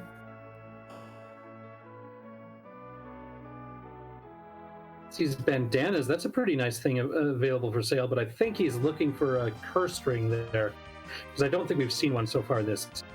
I believe you're correct, and unless it's behind Evelyn or that Baron key, I don't think we are going to see cursed rings. It could be still given as a, instead of a key item from a boss somewhere, but that would be a pretty unlikely scenario as well. Very true. And River's going and checking the item shop, and Baron going to go and, ooh, finding silk webs. Definitely something you'd like to go and see, because silk webs are great. They're very helpful for dealing with some fights that are moving fast, and Rivers is, without having Rosa, because he's skipping Dwarf Castle, is going to go and be lacking a source of Berserk, but he does find a cursed ring, which will be very helpful for him. There he is. That shopping paying off there. That's good. Invenerable decides to fade the alt gauntlet, does not go back to that, does head over to Cave Bahamut. Now, he hasn't checked this yet. He's going to see Mom Bomb, and we're going to see... I'm thinking he's going to go ahead and take it, but we'll see if he decides to reset out of it. Yeah, with a Crystal Sword Cecil you can Berserk, I can definitely see Invenerable feeling happy about the idea of just go and kill whatever he comes across. Yeah, and with that sort of firepower, I think it's, even in this location, I think it's reasonable to think that he might be able to defeat Mom Bomb before it explodes. Agreed. When you're doing 5,000 damage a swing with a Crystal Sword, you are definitely going to be able to go and just tear through whatever is at these spots. Heads up use of the illusion item, because this spot has insane physical attacks, and that's what Mom Bomb does in this form. Yeah, Mom Bomb does not play around. Not putting the blink on Sid. I wonder if Invenerable's thinking of just letting Sid take a nap and be low agility for compared to the rest of his team. Now we know this blue robe now is going to be the water hag, and Rivers is going to be very relieved to see that, not the alt going down this rabbit hole. I imagine so. But I do wonder if he's going to be a bit nervous if this Baron pays out, because Invenerable is a fan of going and talking up Keyless Tower. Ooh, he finds a Legend Sword, so he gets an Excalibur. But that's not what he wants. He's got a Crystal Sword, so who cares about an Excalibur? Resets out of that, heading back to the blue planet. I imagine he's going to go to Tower because of the double check, but he does have other options should he decide to go somewhere else. Agreed, though. I think the only other options are Earth or that Kanizo at Feymarch, and I don't think Invenerable's going to be as keen on either of those. At this point, it comes down to like that density of check, and you just get more checks from the tower. And so I think, and then after that, that's going to lead to that Baron check, and there's just more checks at Baron than anywhere else as well, with the Odin location being opened once you defeat the what it turns out to be King Queen Evelyn on the throne here. Yeah, that's not even going to let them play out, just going to go and burn them down. Can't go and say I disagree with this move, as why waste time when you can go and just completely destroy your enemies? And so I think in the long run, if Inven, like right now, based on the key item gating, it looks like Inven's going to be chasing Rivers for a little bit, despite the fact that Inven does have something like that Earth Crystal available to him to check. The question is, how much is that fact that he's got Berserk on the Crystal Sword, how much time is that going to save him going through these checks versus what Rivers is doing? And is that is the hook going to be behind Baron, or is it going to be somewhere else? Because if it's somewhere else, then I think Invenerable could snag it if it ends up being like Earth Crystal required. Yeah, I think the worst thing for Invenerable is hook behind. I mean, the individual worst thing is hook behind Earth Crystal. That's Rivers faded that spot. Invenerable didn't. That's a big thing that's keeping Invenerable in this. Rivers not going and hitting Dwarf Castle is probably going to hurt. We find a pink tail in the Baron pot, but not having Rosa is definitely hurting Rivers. That's going and letting Invenerable get through fights faster. So the longer this goes on, the more ground Rivers is probably going to cede to Invenerable. But the other thing is, if it ends up being a chain through Baron and Invenerable's inching his way back, the Berserk Crystal Sword Cecil is a very fast fight in the Zeramis, and he might be able to make up time there. It could come down to that should, for example, this Odin check end up being where the hook is. Agreed. I think Rivers is going to have a much longer Zeramis fight just because he does not have a source of Berserk. And we know that he can't go and get Bacchus Wines out of shops, as he went and faded that Cape Bahamut, which has the Legend Sword to open up the Coca-Cola Smith, which is the only potential place on these flags to go and possibly buy Bacchus Wines.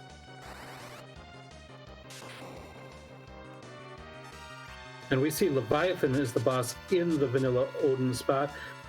This should not be a too difficult fight for Rivers at this point. Just have to get through it. The wave is going to take away a quarter of his health, and then the Ice 2s will happen. Depending on who it hits, it could be scary. Yeah, Rydia goes down, but Cecil's going to be pretty safe throughout this with all the gear he's got, and you should be able to slice through him before too long. Yeah, and Invenerable is through the tower, is going to be going and getting his second Zeus Gauntlet off of this check. Rivers, however, is finished Leviathan, so 2 checks ahead of Invenerable right now. Full Baron Castle clear. Getting the Twin Harp. Do we go and get music from Rivers today? Does he do that, or does he go to one of the places that he's faded? A couple boss checks left on the moon, a couple boss checks in the Fey March. He's got a couple of places that he can go that might be a little bit more efficient than the lone check with the long walk and the cutscene that you get from the music check. Though I think chat would prefer the music check. I agree, and Rivers might go and stick with it as well, because if you committed this much to Baron, at this point, I think Rivers might feel, all right, I've got this. If I've gone and left those other ones hanging, Fey March he might go and consider, because that's something Invenerable is known for fading, and it's usually a terrible spot. But Rivers looks to be flying north, is flying west, is flying to Troya. I believe we're going to go and get some very, very lovely music. Yeah, get your freeing harps out there, because we've got music time coming very short.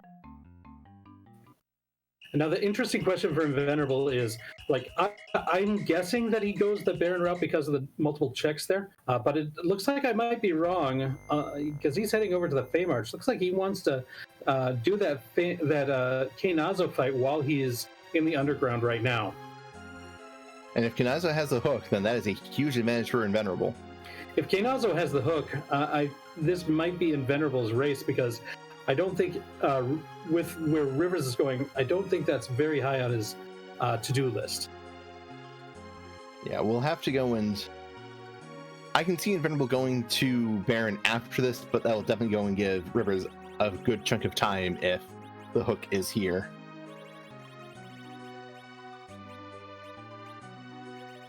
I think we're all really going to be hoping that hook is what's behind the alt Gauntlet at the Pale Dim spot. Oh, I'm sure our runners will go and thank us dearly for that wish.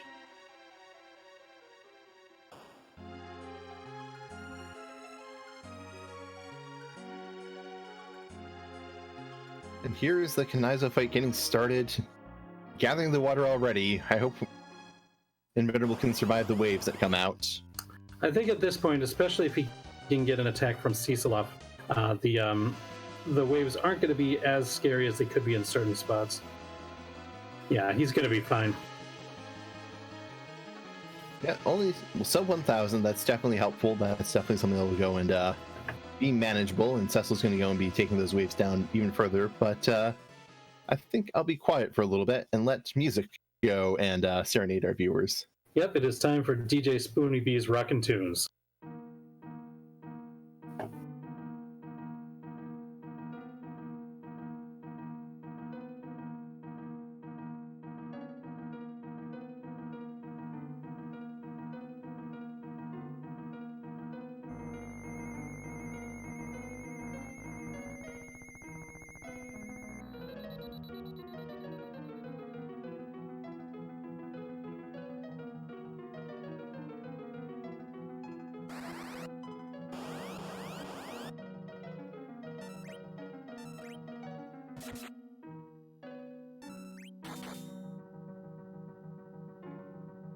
And we are getting the Pokemon theme from the Twin Harp today.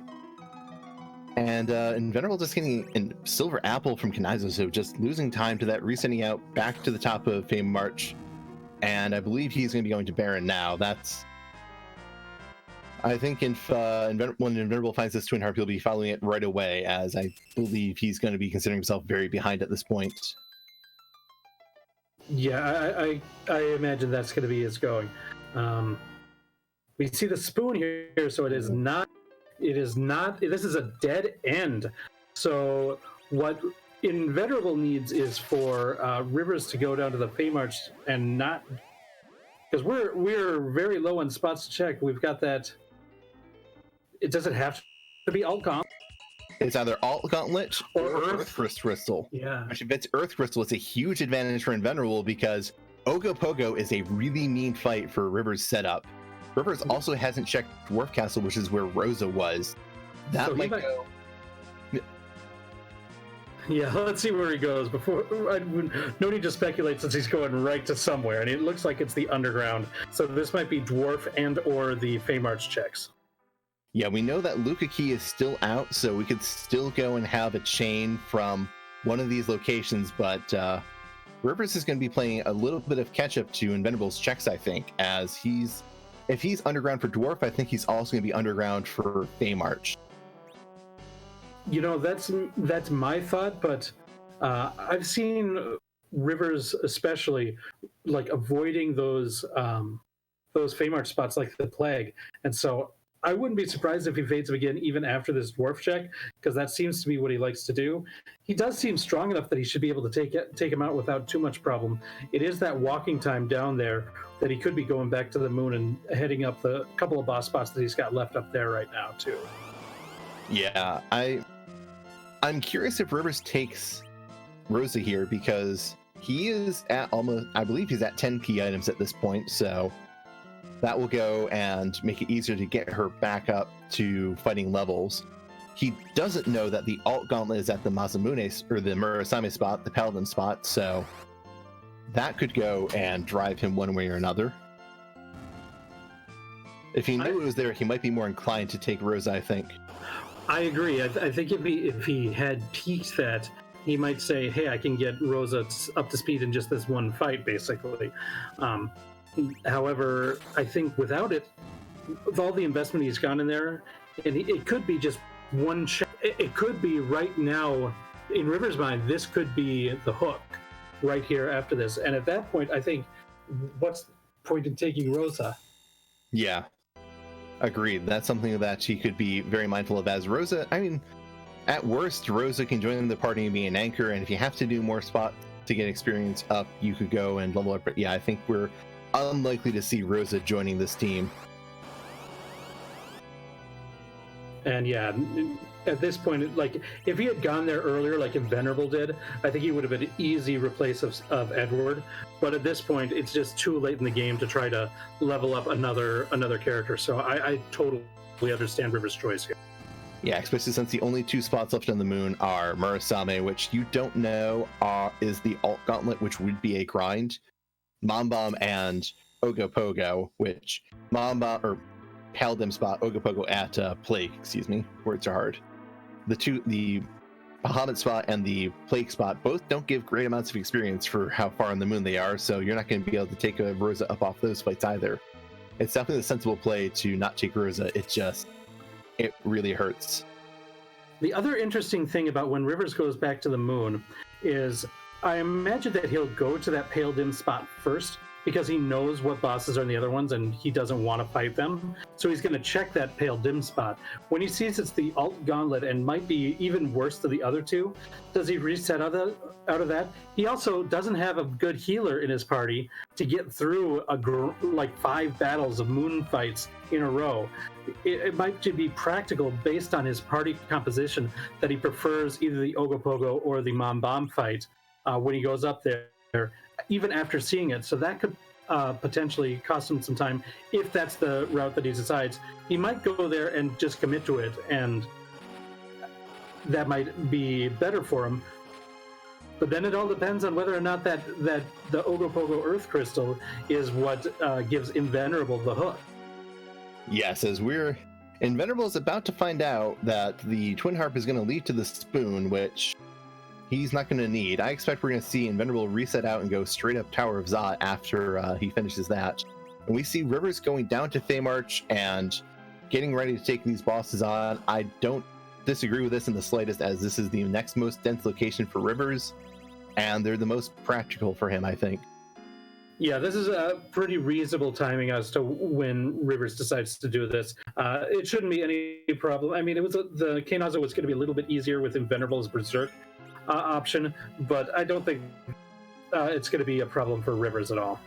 The other thing is, I don't think Invenerable has went and found the Curse Ring in the Baron's shop, so he's not going to be able to go and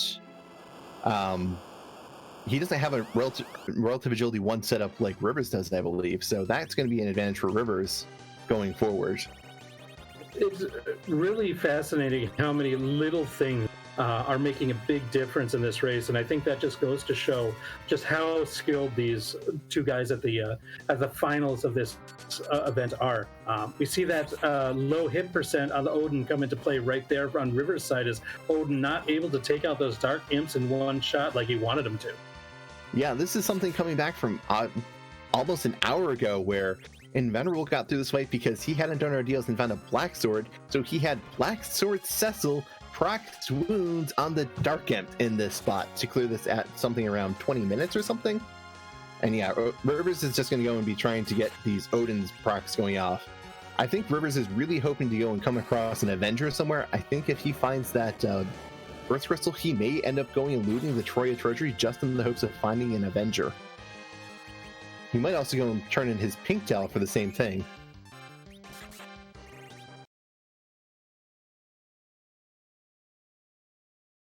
Looks like he's deciding to use Weak. It's much more likely to hit than Odin. And it's not going to be quite as fast as killing him off in one shot, but it does make it, because the HP on these imps is pretty high in this spot. This also gives the opportunity to Life Glitch, which will give some more HP to Rydia, making her survivability in the Zero Miss fight just that much better. So, can understand it. But it looks like we're going to get a reprise of a little bit of Pokemon music here.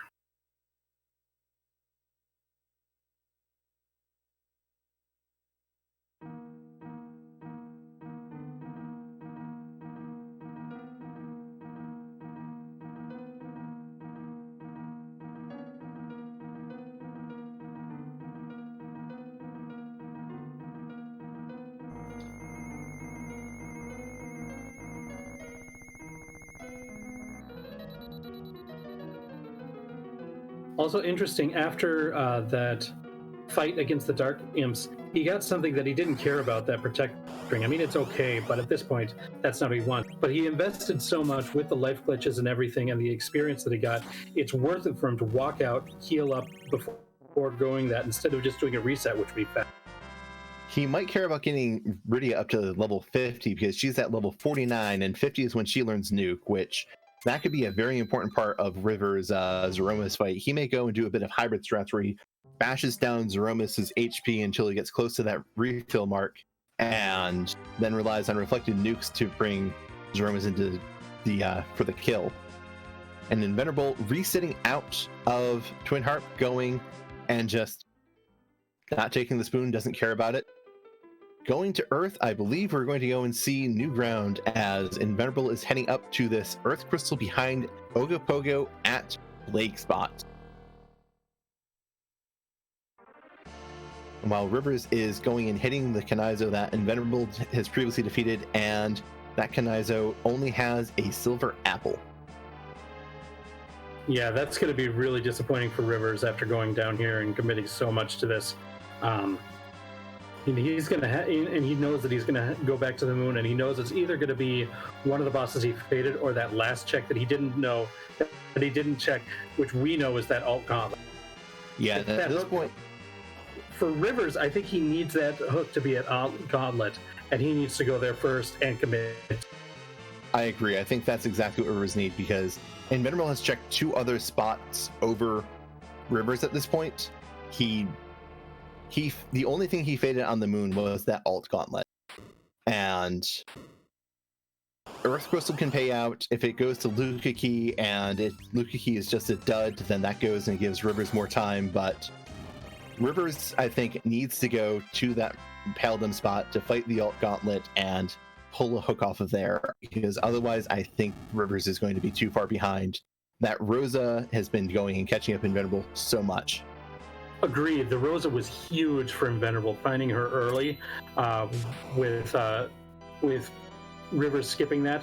I think even if he goes to that alt gauntlet right away, like Invenerable, if that alt gauntlet is required and Rivers goes there first, Invenerable is not going to be that much far behind Rivers in that alt gauntlet fight either. So could be crazy close depending on where Rivers goes first. He is going to the Lunar Subterrane, not going to that Mom Bomb fight. Hopefully he's going to go to that Pale Dim spot and find that alt gauntlet. I think Rivers is going to bank very hard on Ogopogo not being required because he's skipped it, and it's a much longer check for him to go and find it, go back to that Ogopogo at Plague. And Invenerable finding Rosa and Edward in the Tower of Zot. So if we have a 7th character, I believe they are either at Hook or at the Giant. And finding a very free fight here. Not going to go and try and get the officer experience, deciding, no, I really don't care, go away. Yeah, at this point, it doesn't really matter. Might just, if Rydia's learned Stone, that could be a way to just one-shot everything. Just doesn't care. Just has her parry, and Cecil's going to be able to do, or just let the officer retreat, even though it's faster, even than that. And Rivers is going to the Paladin spot. We're going to go, I expect we're going to see him commit to this alt gauntlet, because you don't really go, and if at this point, hour 24, you can see a dot done coming in any second, you commit to whatever you feel in your gut, and he feels in his gut to come to this Paladin spot. And this is going to be the moment of the truth over on Invenerable screen. If this is the hook, then it's going to be very tough for Rivers to come back here. It's the Luca Key! Oh, man. This is probably the worst case scenario for Invenerable, because if Luca Key has to go and gate one of the key items, actually, no, excuse me, he doesn't have to. He can still go and have Rat Tail to gate some of the key items. But this goes and puts more time between Invenerable going back up to the moon and hitting this alt gauntlet spot. And depending what's in this alt gauntlet spot is going to go and define what we go and get from here. Yeah, this is huge for riversmccown, because if this alt gauntlet is what the hook is, then he's basically just taken a huge lead by virtue of this Luca Key being behind Earth Crystal. Yeah, he's going to go and be ahead the alt gauntlet fight pretty much, because I think Invenerable is going to go and be finding out and resetting out, finding what this key item is in Luca. At around the same time, Rivers is going to be finishing up this alt gauntlet. And Invenerable might be very concerned about the boss here, because one of the things he did before the Leviathan fight was piggy and size his team. Well, the reason why you do that is because you're afraid of Golbez, who we have not seen. And Golbez in Sealed Cave is terrifying. He has extremely high speed, he has extremely high magic, and he is just going to chew through your team like nothing. The main thing that's going to go and save you would be a relative agility 1 setup, which Invenerable doesn't have, so he has to go and take other precautions. Yeah, with him not checking that armor shop in Baron, which is where riversmccown found that curse, which is one of the biggest equipment advantages that he's got over Invenerable in this setup. So this is going to be fascinating. It is the hook in the Luca Cave. This is crushing for Rivers, as Rivers needs to go down to the bottom of the Lunar Subterrane, kill Ogopogo in the Plague spot, go to Tower of Zot, clear that, go to Sealed Cave, kill the CPU, and then get to Zeromus. And Invenerable has the pass. Invenerable just needs to go and do the hook route to get his crystal. Invenerable is taking a huge lead. Yeah, I think really what it came down to was, as we mentioned a couple of times, finding Rose. That was something that was just so huge. for Invenerable's success throughout this run. It just made it so that Ogopogo fight that was so scary for Rivers. He did not want to deal with that because he didn't really like. During that Ogopogo fight, you really need to be able to heal because you're either going to be going for a very long fight or you're going to be eating a lot of mass AoE percentage damage, which you need to be able to keep up with healing. And he just didn't have the equipment to do that with the party. So it was perfectly reasonable for you to fade it. When Invenerable came up there with a fully powered Rosa, he didn't have that same worry. And so taking on that fight was not much of an issue for him. And that really was the difference in why Invenerable is where he's at and where Rivers is where he is. Yeah, that's something. I mean, this is something that is really huge. You had 3 of your 5 objectives done before you went into the Giant. It is something where you had gotten 3 objectives done very early. Complete Antland Cave, Odin was there, so that's super early on to get that. Sid was in an early location as well, so Sid was on the moon, so you could go and get him early. Then you were just looking at one boss and one key item. They could be doubled up in one spot. This would be a very fast seed.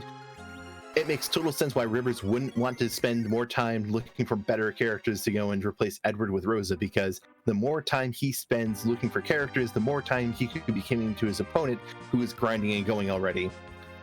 That's so accurate. And the fact that there wasn't another character, the character objective of Sid was already found at that point.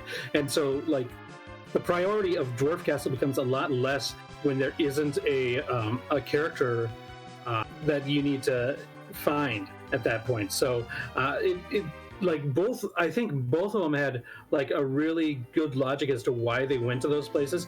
With Inven, I'm sure he was thinking, like, if I get a white mage or if I get Tella or Fusia, then I think I'm in really good shape for a grind option. Little did we know that it was going to affect so much of how the rest of the seed was going to shape out as well. Yeah, Rivers was banking on getting a shorter seed. Invenerable was banking on a longer seed, and Invenerable's gamble paid off because we saw for so much of this race, Rivers was ahead. Rivers was getting the spots. Invenerable was so far behind. But then Invenerable was going, he had that Rosa, he was able to go and get through fights that Rivers had to fade, like that Ogopogo, and he could just go and clear spots. He could keep clearing, while Rivers has to go and is scrambling around. Rivers is going to Cave Bahamut. Oh, look, this is 7th character Edge. I'm sure we're going to take him. Yeah.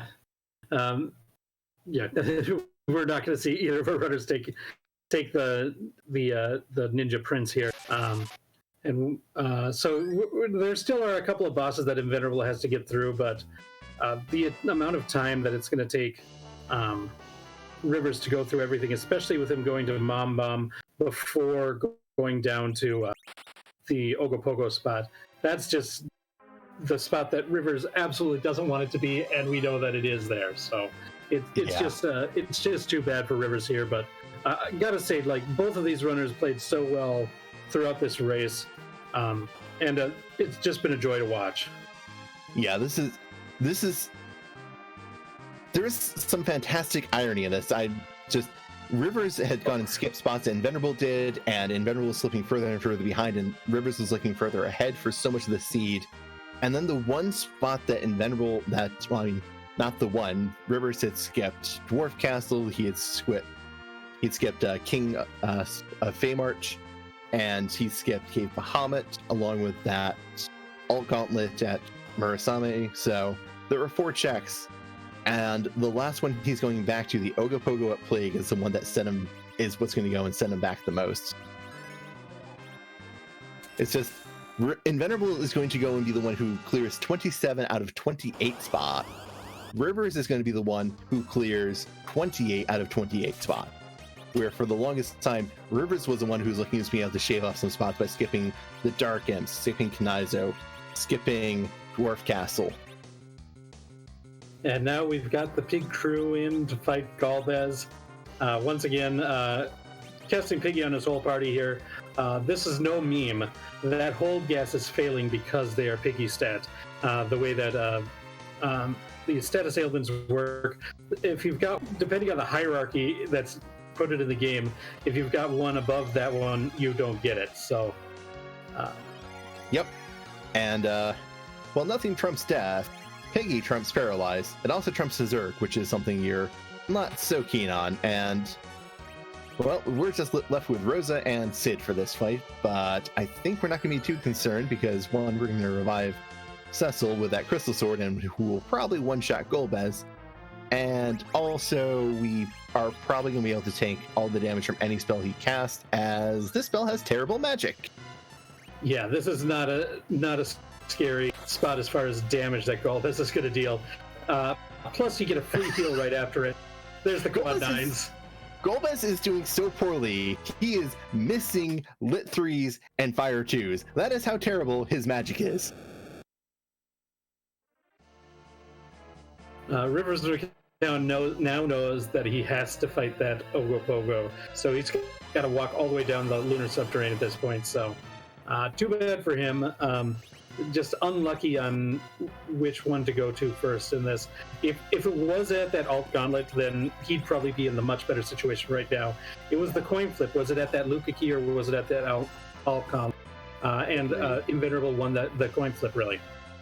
Yeah, that's something that that's just so rough for Rivers. He made good strategic checks and skips and played the seed amazingly well. He does not have a white mage, and he's clearing. Like, Invenerable's gaining ground on Rivers almost solely because he can cast Berserk. Yes. And that, it does make a big difference. That is definitely something where Invenerable is losing a bit of time because he's getting a big doll instead of going and having, I guess he might have cast Quake with Rydia, and that Quake wasn't quite enough. Yeah, it didn't quite kill the blue dolls, just the red ones, and couldn't get all three of the blue dolls down. But this Berserk Cecil takes care of the big doll before too long. Yeah, and we see that, his Rydia is not going to go and have nuke, but I don't think Invenerable is going to be terribly concerned, as he's got Crystal Sword Cecil and some other characters. He's got Cecil Rosa. He's got Cecil Rosa with Crystal Sword and Berserk. Like he's that duo is all he needs to defeat Zeramus. Yeah, that's I just noticed that Rivers Cecil is now at level 63, which is his Rydia is at level 56. This is definitely going to be a very beefy team on Riverside. When he goes and starts killing anything, he's definitely going to go and have the HP. Ogopogo is just incredibly rude because he does that raw percentage HP attack damage, which is absolutely brutal to a team that does not have a white mage and is at high HP. And there we go, officially go mode as Invenerable completes his final objective and gets that crystal into his inventory. And he's got the pass. He should be heading over to Troya very shortly here. Oh yeah, Invenerable has nothing to stop him to go straight to Zeramus. He is going to be more than ready to rip apart this Zeramus. I think we're going to see some last-minute preparations. Otherwise, we're getting pretty close to a certain time, and I believe we have a special guest. Hello, everyone. Hi, it's Scala. I just wanted to come in on behalf of the admin team and thank everyone for all of your support during the course of this tournament. This is our first time doing 1v1. It was a bit of a risk for us, but we have been just blown away by the support from all the racers, from the support of everyone who watched. You're all really fantastic, and thank you all so much for just making this a wonderful event. But yeah, we have a very special question to ask, and that is, whose butt are we going to kick tonight? And thank you everyone who's enjoyed all the finals sprites. They've been really, really fun to make and to surprise everyone with. Baka, Rex, do y'all have any guesses as to what it could be? Ooh. Rex, you go first. I think my guess is it's going to be, because this is the Fabul Gauntlet, we see Yang everywhere in the things. I think it's going to be Yang, my favorite character of all time. I'm going to guess it's the Pan because it's Yang's mortal enemy. Both of those are good guesses. And I like all the guesses that I'm seeing in chat. I'm excited. Yeah, I'm definitely looking forward to this. And the crystal item is currently queued up, so we're about to find out what Scala has in store for us.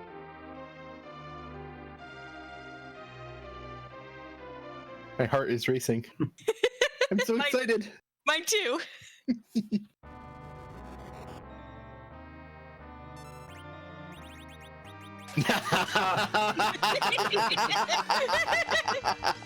This is fantastic.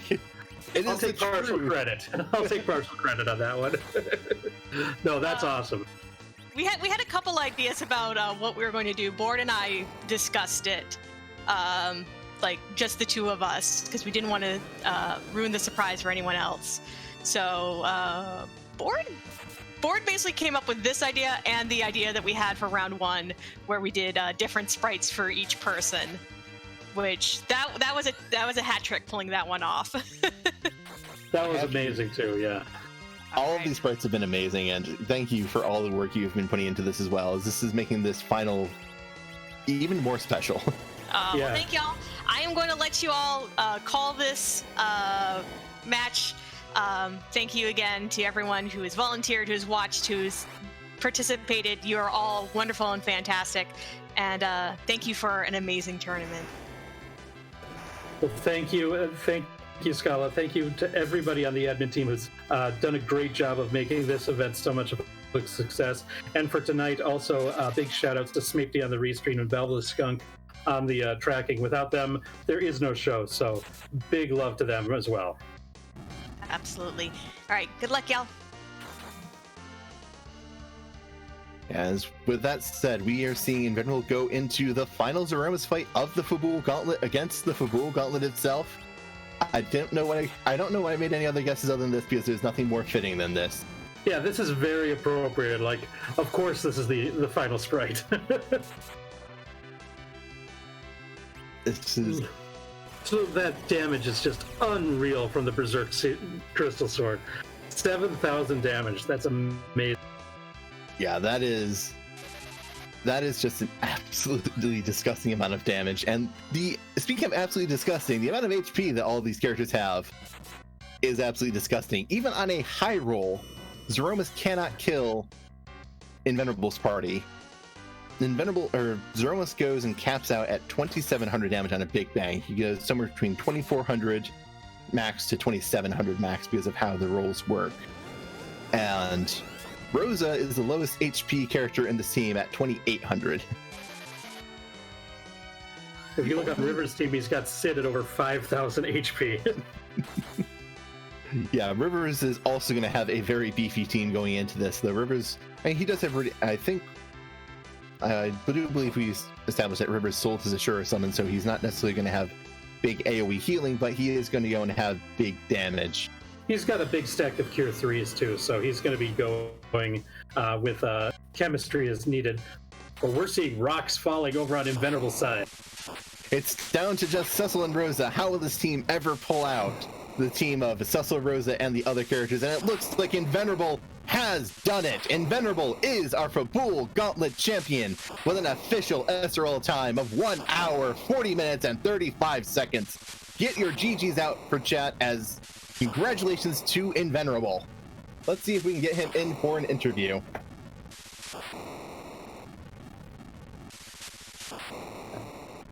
And I believe we are joined by our champion now. Congratulations, Invenerable. How does it feel to be not always second? A little better than being always second, I suppose. I'm really just tired. I can't blame you. You've gone and had a long road here. You had one defeat your entire time in this tournament. How, in general, overall thoughts of going through this full tournament? I really enjoyed the 1v1 format on the whole. It was really fun to be able to, in the days leading up to your matches, review the tape on your opponent, see what places they like to go, their general, early game looting patterns, if they're more fan of, the moon or staying on Earth until they get 10 key items. Like, just being able to add that element of study to it is something that in free-for-all matches, whether it was, the 4 ways that we do in Zima Zone, the 12 ways that we did at the final tables for World Series.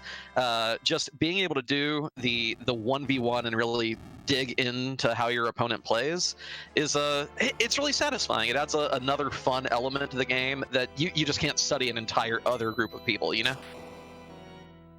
Yeah, that makes a lot of sense. That's definitely something that has certainly shown as you've gone and really gone and consistently played well throughout this tournament and made some interesting choices, made some interesting gambles. What do you think was your biggest gamble in this seed? I'm a little okay. There are two I made. One was a gamble that had an upside, and that was killing those dark imps early while I had the Deathbringer sword on Cecil, because I knew if I never found a curse string, but I had that drain spear, so I knew I could set up relative agility 1 to get the hourglass off, and then the imps are all locked at base ATB, so the Deathbringer will proc every single time. If I get a good item there, an important item there, fantastic. If not, I'm at least getting XP on everyone who isn't my Paladin Cecil. And the Zeus Gauntlets actually were amazing because... Wait, did I get the Zeus Gauntlets from there? You got the Zeus Gauntlet very early on, I think. You got you got the Protect Ring from the Dark Imps. Oh, Protect Ring there. Gotcha. Well, the Zeus Gauntlet and the Protect Ring both really help facilitate that Mac Giant grind because Zeus Gauntlet gives giant resistance, so I knew Cecil could cover everyone and take piddly damage. So that was the one gamble. The other one was really fading the Pale Dim Altar, Vanilla Murasame spot, after how big it has been in seed after seed after seed I played. But when I peaked it, it was the Alt Gauntlet. Didn't have a Dragoon Spear or anything for Kane, didn't have Artemis Arrows, didn't have Weak or Sources of Stop, and I didn't have that Crystal Sword yet. So I just said, if it's here, heck with it. We will not be worrying about this spot. Yeah, I think there were a couple places. I think what we kind of thought of as the big play was when you decided to do Dwarf Castle early, even though you had already found your character, you had no character hunts at that point, and you ended up getting Rosa on your team, and that was something that your opponent today, Rivers, actually avoided going to, and we kind of thought that was a big thing. Do you think that was like what was your thought when you saw her, when you decided to go to Dwarf Castle, that sort of thing? So Edward is nice and all, but I wanted someone with a little more meat on their bones. And so I definitely want to do the character swap. I knew that if I found illusions for sale, I wouldn't need another character. Like if I'd found a duplicate, I would have still gone ahead and done the Mac Giant grind there. Just knowing that Cecil could have tanked for everyone with that Zeus Gauntlet, and if we really needed 2 illusions. So I figured 2 characters left in the seed. If I get literally anyone else, one, they're going to get slingshotted, and I won't have to do like 30. Like I would have had to have done like 31 Mac Giants there to get Rydia to nuke. So finding someone who I could slingshot instead of having to worry about grinding our lovely summoner friend to actual power, it would have just been a really big advantage. And, you know, I was still looking for Baigan. I was still looking for a hook. 2 bosses there, plus a key item check, plus the prospect of getting a better 6 character.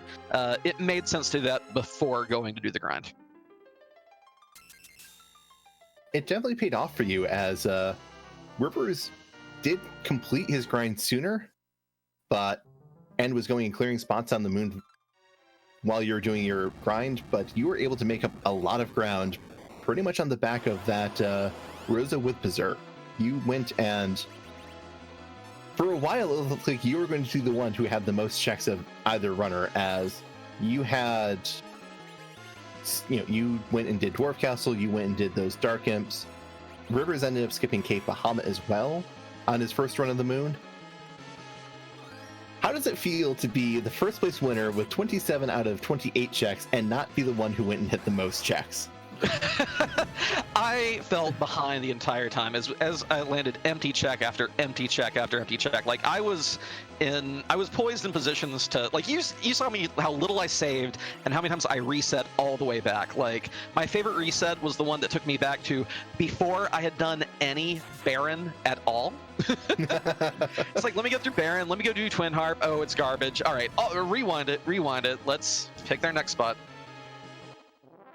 Yeah, that was definitely a lot of rewind. That was a big commitment. We were worried that the Twin Harp was going to lead to the hook, as you had definitely gone and cleared other spots, and that was giving Rivers time. We were catching up thanks to that Rosa with Berserk, but if the hook was behind the Twin Harp, we would have had a very, very close race, I think, just because Ogopogo was probably the only thing that was stopping Rivers from getting through. He cleared the full bottom except for that Ogopogo for lack of a healer. It was just a very rude fight for him. Did Rivers get the early Osiris summon? I think I found it while looting the Feymarch Cave or town. He found it, but he ended up selling it.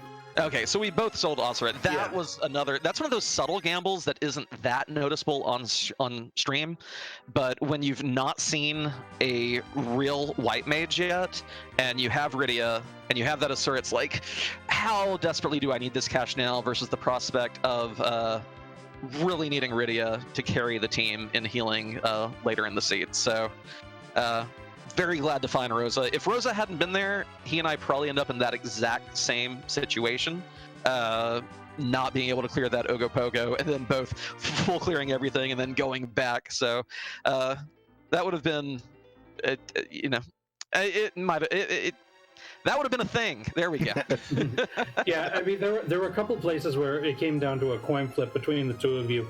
If it ended up being behind that alt Gauntlet while you were doing the route that eventually gave you that Luca key where you found the hook, that's when Rivers was doing that alt Gauntlet, which you had faded. So if the hook had been there, then it would have been a lot different too. So it was like, luck was on your side at the end, but you put yourself in a position to be where you were too. So I mean, that's really the thing. Like, both of you played so well in this race. Like, neither of you deserve second place. You both deserve to be champions. You get here. The luck really did favor you at the end, but that says nothing about how great you did throughout the course of this seed. Sorry for laughing over you there, Rex, but that's okay. Did you see what just happened there? They had Osiris for sale in Goblin Cave, and he did a little angry dance all around the item shop. So sorry, I didn't. That's nasty. Who rolled this again? That would be Board Face. Hashtag blame. But yeah, again, felt really good about my play. Even in the match I dropped, felt like I made a lot of good decisions. I think based on what y'all described, Rivers absolutely made the right decision here to fade that spot. It's just, when you gamble correctly, you still have that chance of it coming up negative on you. And you hate to see it. He's amazing, everything that he does for this community, all the hard work he puts in to help get our tournaments organized, to keep the Discord running smoothly, to make balance adjustments with board face and communicate, what's going on with the community. riversmccown is he is the big daddy of Final Fantasy IV and Free Enterprise. I love him so much. Hate to see that happen, but still proud of taking the win ultimately. And thank you all on the Restream team. It's been an amazing 3-ish months with all these amazing races, just so many hype ones over and over. Couldn't be done without everyone who our Restream leads, everyone who volunteers to do tracking, commentary, just taking care of all that business. Y'all are fantastic, and I'm gonna take a nap. All right, well then, thank you for joining us this last time in the Fabul Gauntlet. Thank you for letting us watch you throughout this entire thing, for being a part of it. And one last time, just congratulations on your well-deserved championship. Thank you very much. Have a great nap after your victory lap. I'll catch y'all later this evening. Take care, friends. Good night. Well, that was Invenerable. Make sure you go and give him a follow. Always giving great content, whether it's Final Fantasy IV Free Enterprise or something else. You know that he's going to put everything into it that he can. So always a great thing. Always a great interview. We saw a great race here from both of our runners. Invenerable took it in the end. Yeah. Do you have what do you have to say about this, Baka? This has been a fantastic tournament. Again, this race, there might be a large difference in time between the finishes, but that's just because there was one thing we said early on where if it's behind Earth, it's definitely going to go straight to Invenerable because of how this worked out for him. And so much of this race was Rivers' lead. It looked like Rivers looked to be in very good position. He was getting to stuff faster. He was getting stuff sooner. He was getting to go and hit things and get checks done before Invenerable was able to get to them. And then it just came down to one of the small gambles that Rivers had to make because of his team. This has been an amazing tournament. Follow both of these runners. They are both amazing. Rivers is he is one of the top Final Fantasy IV vanilla speedrunners as well. In addition to one of the developers for Free Enterprise, he has done a lot of work for this. This is just, without either of these two, we wouldn't have gone and had this Fabul Gauntlet for starters. So I think we should also give our thanks to them.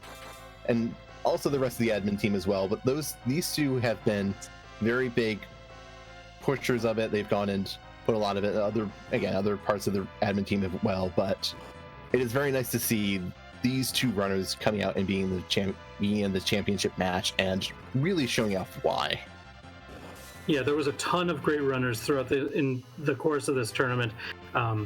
Like, if you've missed some of it, you've got all the VODs. Highly recommend going back and checking out a bunch of these races because there was just so many strategies, crazy, like close races and everything, and just really good runners all around. And it's going to be worth your time if you're a fan of Free Enterprise.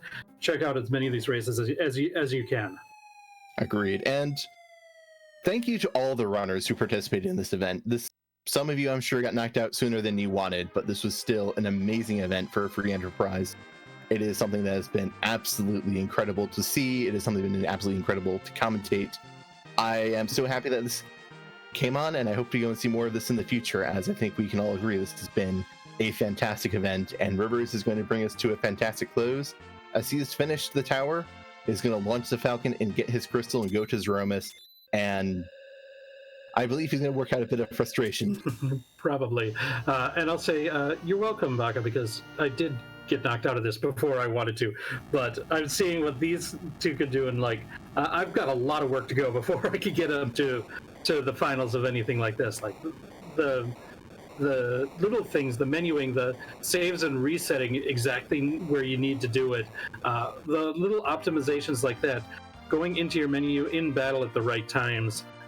Making sure you know all the things, the Zeus Gauntlet giant weakness or resistance, little things like that are the things you need to know if you want to be successful. But luckily, these are all things like one of the great things about this this community is we don't see a lot of people really hoarding secrets of information. You can find most of this stuff in the Discord, and people are willing to share everything about this. So if you're interested in learning more about this, please join our Discord and ask questions, and people will be very happy to help you and answer any questions you've got about this.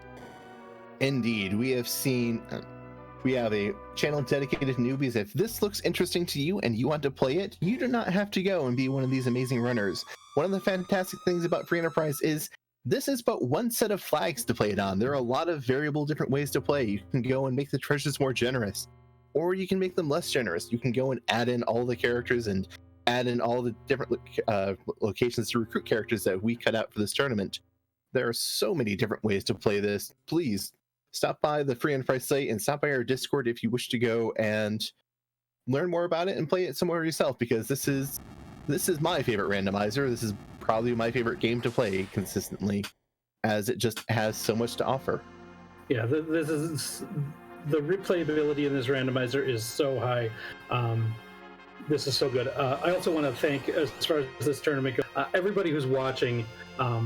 We've had such great viewer numbers throughout this entire event. it's been just so good for free enterprise. I know you're watching because we've got really good runners putting on great races, but it's really nice to have you here. I know that if I wasn't here calling this race, I'd be right there watching on the edge of my seat as well. Agreed. I went and made a point of being very careful about not going and getting too into something when it came close to that 2 o'clock time. Oh, yeah. Yesterday. And I had the privilege of being a commentator for this match, so I had a less incentive to go and get distracted by close to 2 o'clock. But here we are. We see Rivers going into this Fabul Gauntlet fight. He is going and taking his Crystal Source Cesspool and using his Rosa just at level 21, one level higher than required to get Rosa Berserk, and he still has a Source of Berserk for this fight. Yeah, that's really cheeky, getting the Rosa from the Tower of Zot and just leveling her up just enough to Berserk Cecil. That's quite nice for Rivers there. Agreed. This is not having Berserk is definitely something that was going to be unfortunate for Rivers, but now that he has Berserk, he's going to be able to Berserk 2 characters, and Rydia is going to be able to throw out nukes, so I think we're going to see Rivers have a smoother and faster fight than even Invenerable did, just because Invenerable could sit back and watch the Zerks. Rivers, I think we might be able to see just one big bang and this fight be done. I imagine, especially at the levels that he's at, we might see quad 9s on Cecil's attack. Maybe not quite, but almost 8K, so yeah, that's pretty good. We're certainly going to see Rivers' team pull out the damage, as Rydia has nuke, and Rydia with nuke is going to go and do some good damage.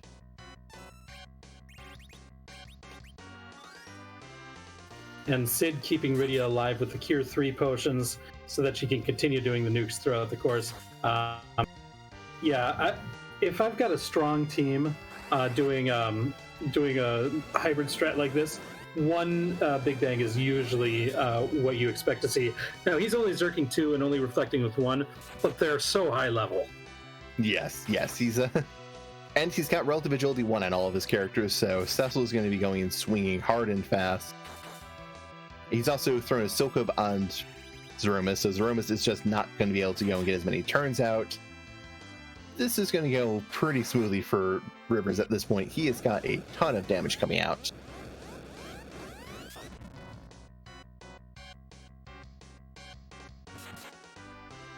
A lot of times you'll see people try to time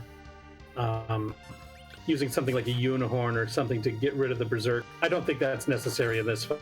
The amount of damage you're doing is just so much, you don't worry about the HP refill. It's just going to happen. It's still going to be a fast fight. Yeah, this is effectively going and dunking Zeromus' head underneath water as he's trying to get gas for breath to get an attack off, as just no damage, no Zeromus, bad Zeromus, no attack, and there's the flash. Not even a second big bang. riversmccown finishing with an official time of 2 hours 6 seconds. Get your GGs out in chat, and we will go and get Rivers in here as soon as we can. And I believe we're joined by him now. Congratulations on your finish, Rivers. That was an amazingly played seed. Hey, thanks. For so much of that race, I just want to say we were going back and forth. There was one point where I said that the only way Invenerable is going to catch up is if the Earth Crystal off Ogopogo went and led to Hook, and that ended up being true because you were just consistently hitting checks faster than Invenerable for so long. You were going and getting there faster, and Invenerable was just following in your footsteps. He had Rosa after a certain point that was letting you catch up, but honestly, if this seed ended up being shorter, just with item layout progression, I think you were the very, very firm winner on this one. Yeah, I guess the way I would say it is Invenerable is good enough now that I feel like I have to be aggressive against him, and I think that's kind of the biggest compliment you can give anybody. In this case, kind of happened that to do my grind, I had to sell almost everything. I sold the Ashura, and the Ashura would have helped me get through that fight at that time, but just sitting here looking back at it, I don't really have any regrets about how the seed was played. It just didn't work out. Yeah, I can't go and look at anything you did and said that was a mistake. You went and made great calls throughout the whole thing. Again, you were going and making checks consistently faster, and it was just one check that Invenerable was able to make because of just he went to Dwarf Castle before doing a grind and got a Rosa, which worked out for him, enabled him to go and have healing and berserk, which went and let him catch up. But even if that hook was somewhere like just somewhere straight on the moon or just somewhere a little bit sooner, you were definitely in a very solid lead for a lot of this race. Yeah, I knew I was in trouble the second Twin Harp pulled out nothing. That was about when I knew. And of course, you go ahead and you do the Fey March, you do the upper moon checks, and you think about that and you're just like, yeah, it's probably not here, but I'm gonna do it anyway because otherwise I've lost. And yeah, just kind of how it goes.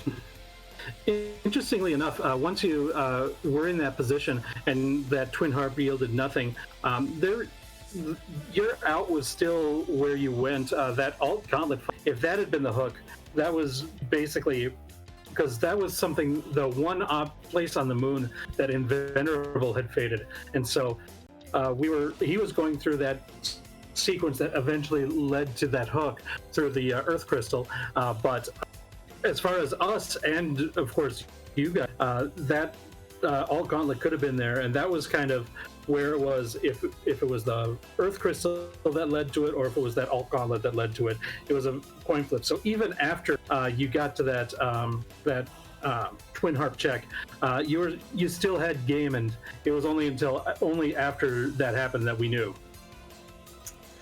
Yeah, you play to win the game, man, and yeah.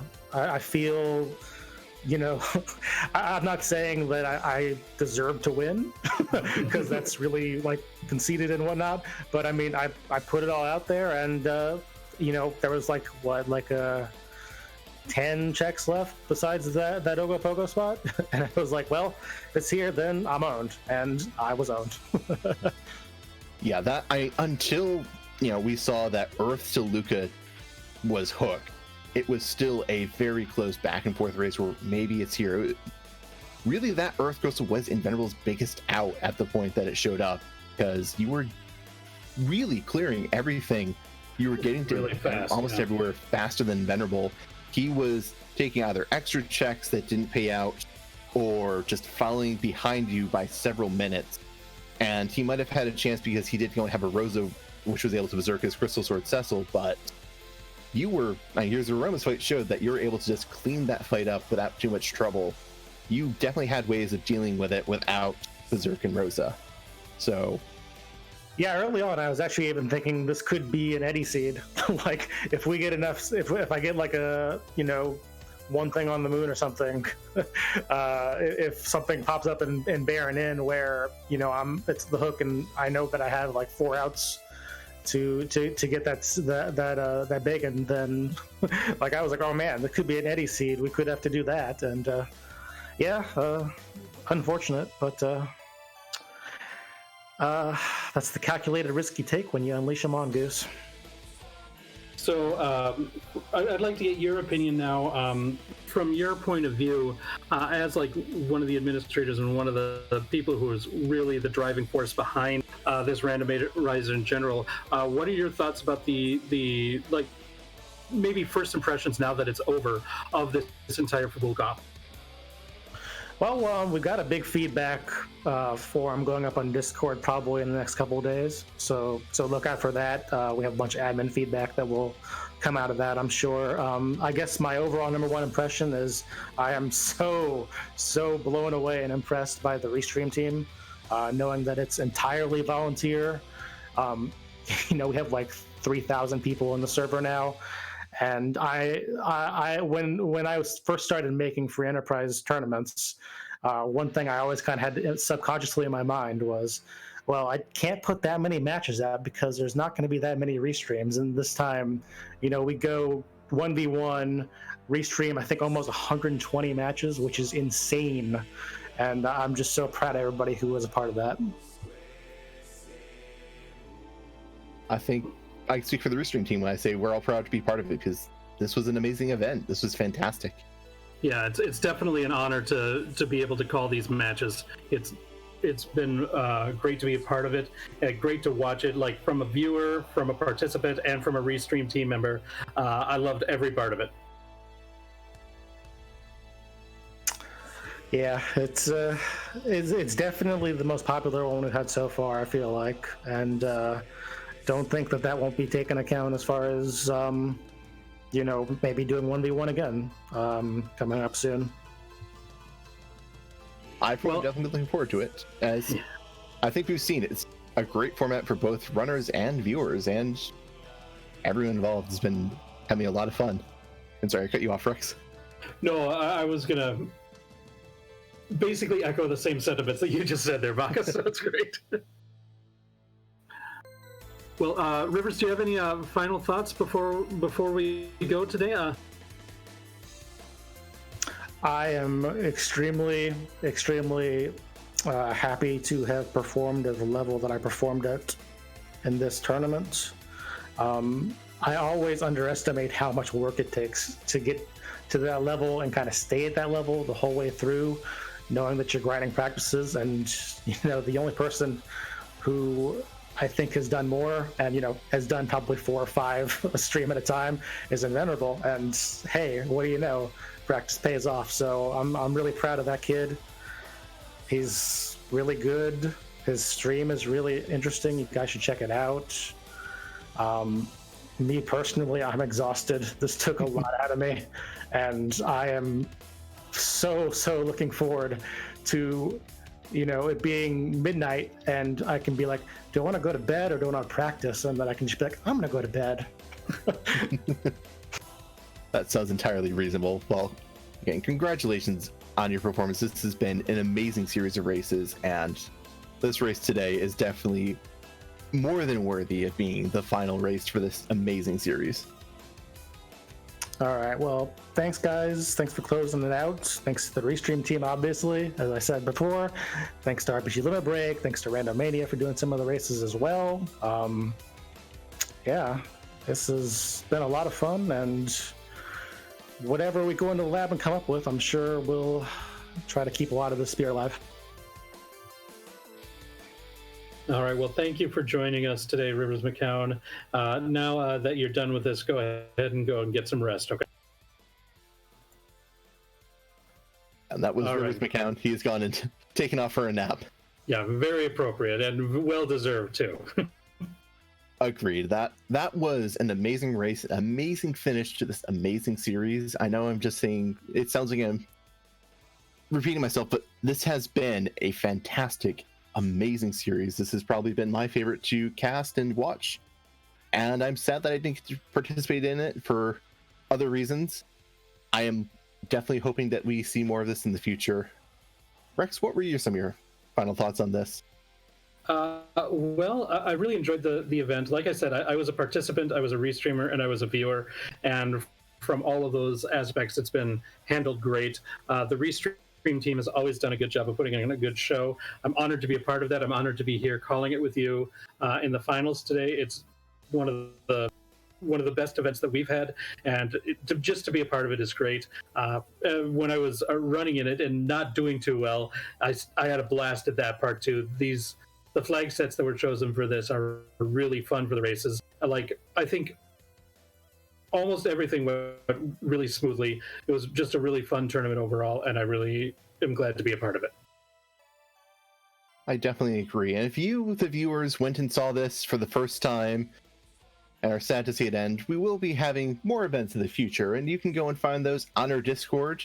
There's a link on the Free Enterprise page itself if you want to go and learn more about this and join us. We're more than happy to have you. And with that, I think it is time for us to say farewell. I believe we're going to be sending you all on to the Final Fantasy 1 randomizer tournament on Speed Gaming 3. And so let's go and give them all of our love and wish them the best of luck. Yeah, and for Smapety on the Restream, Valhalla Skunk doing the tracking, big shout outs to them. And then for Baka Shinobi, I'm Rex. Enjoy, everybody, and thanks for watching one last time. Have a great evening.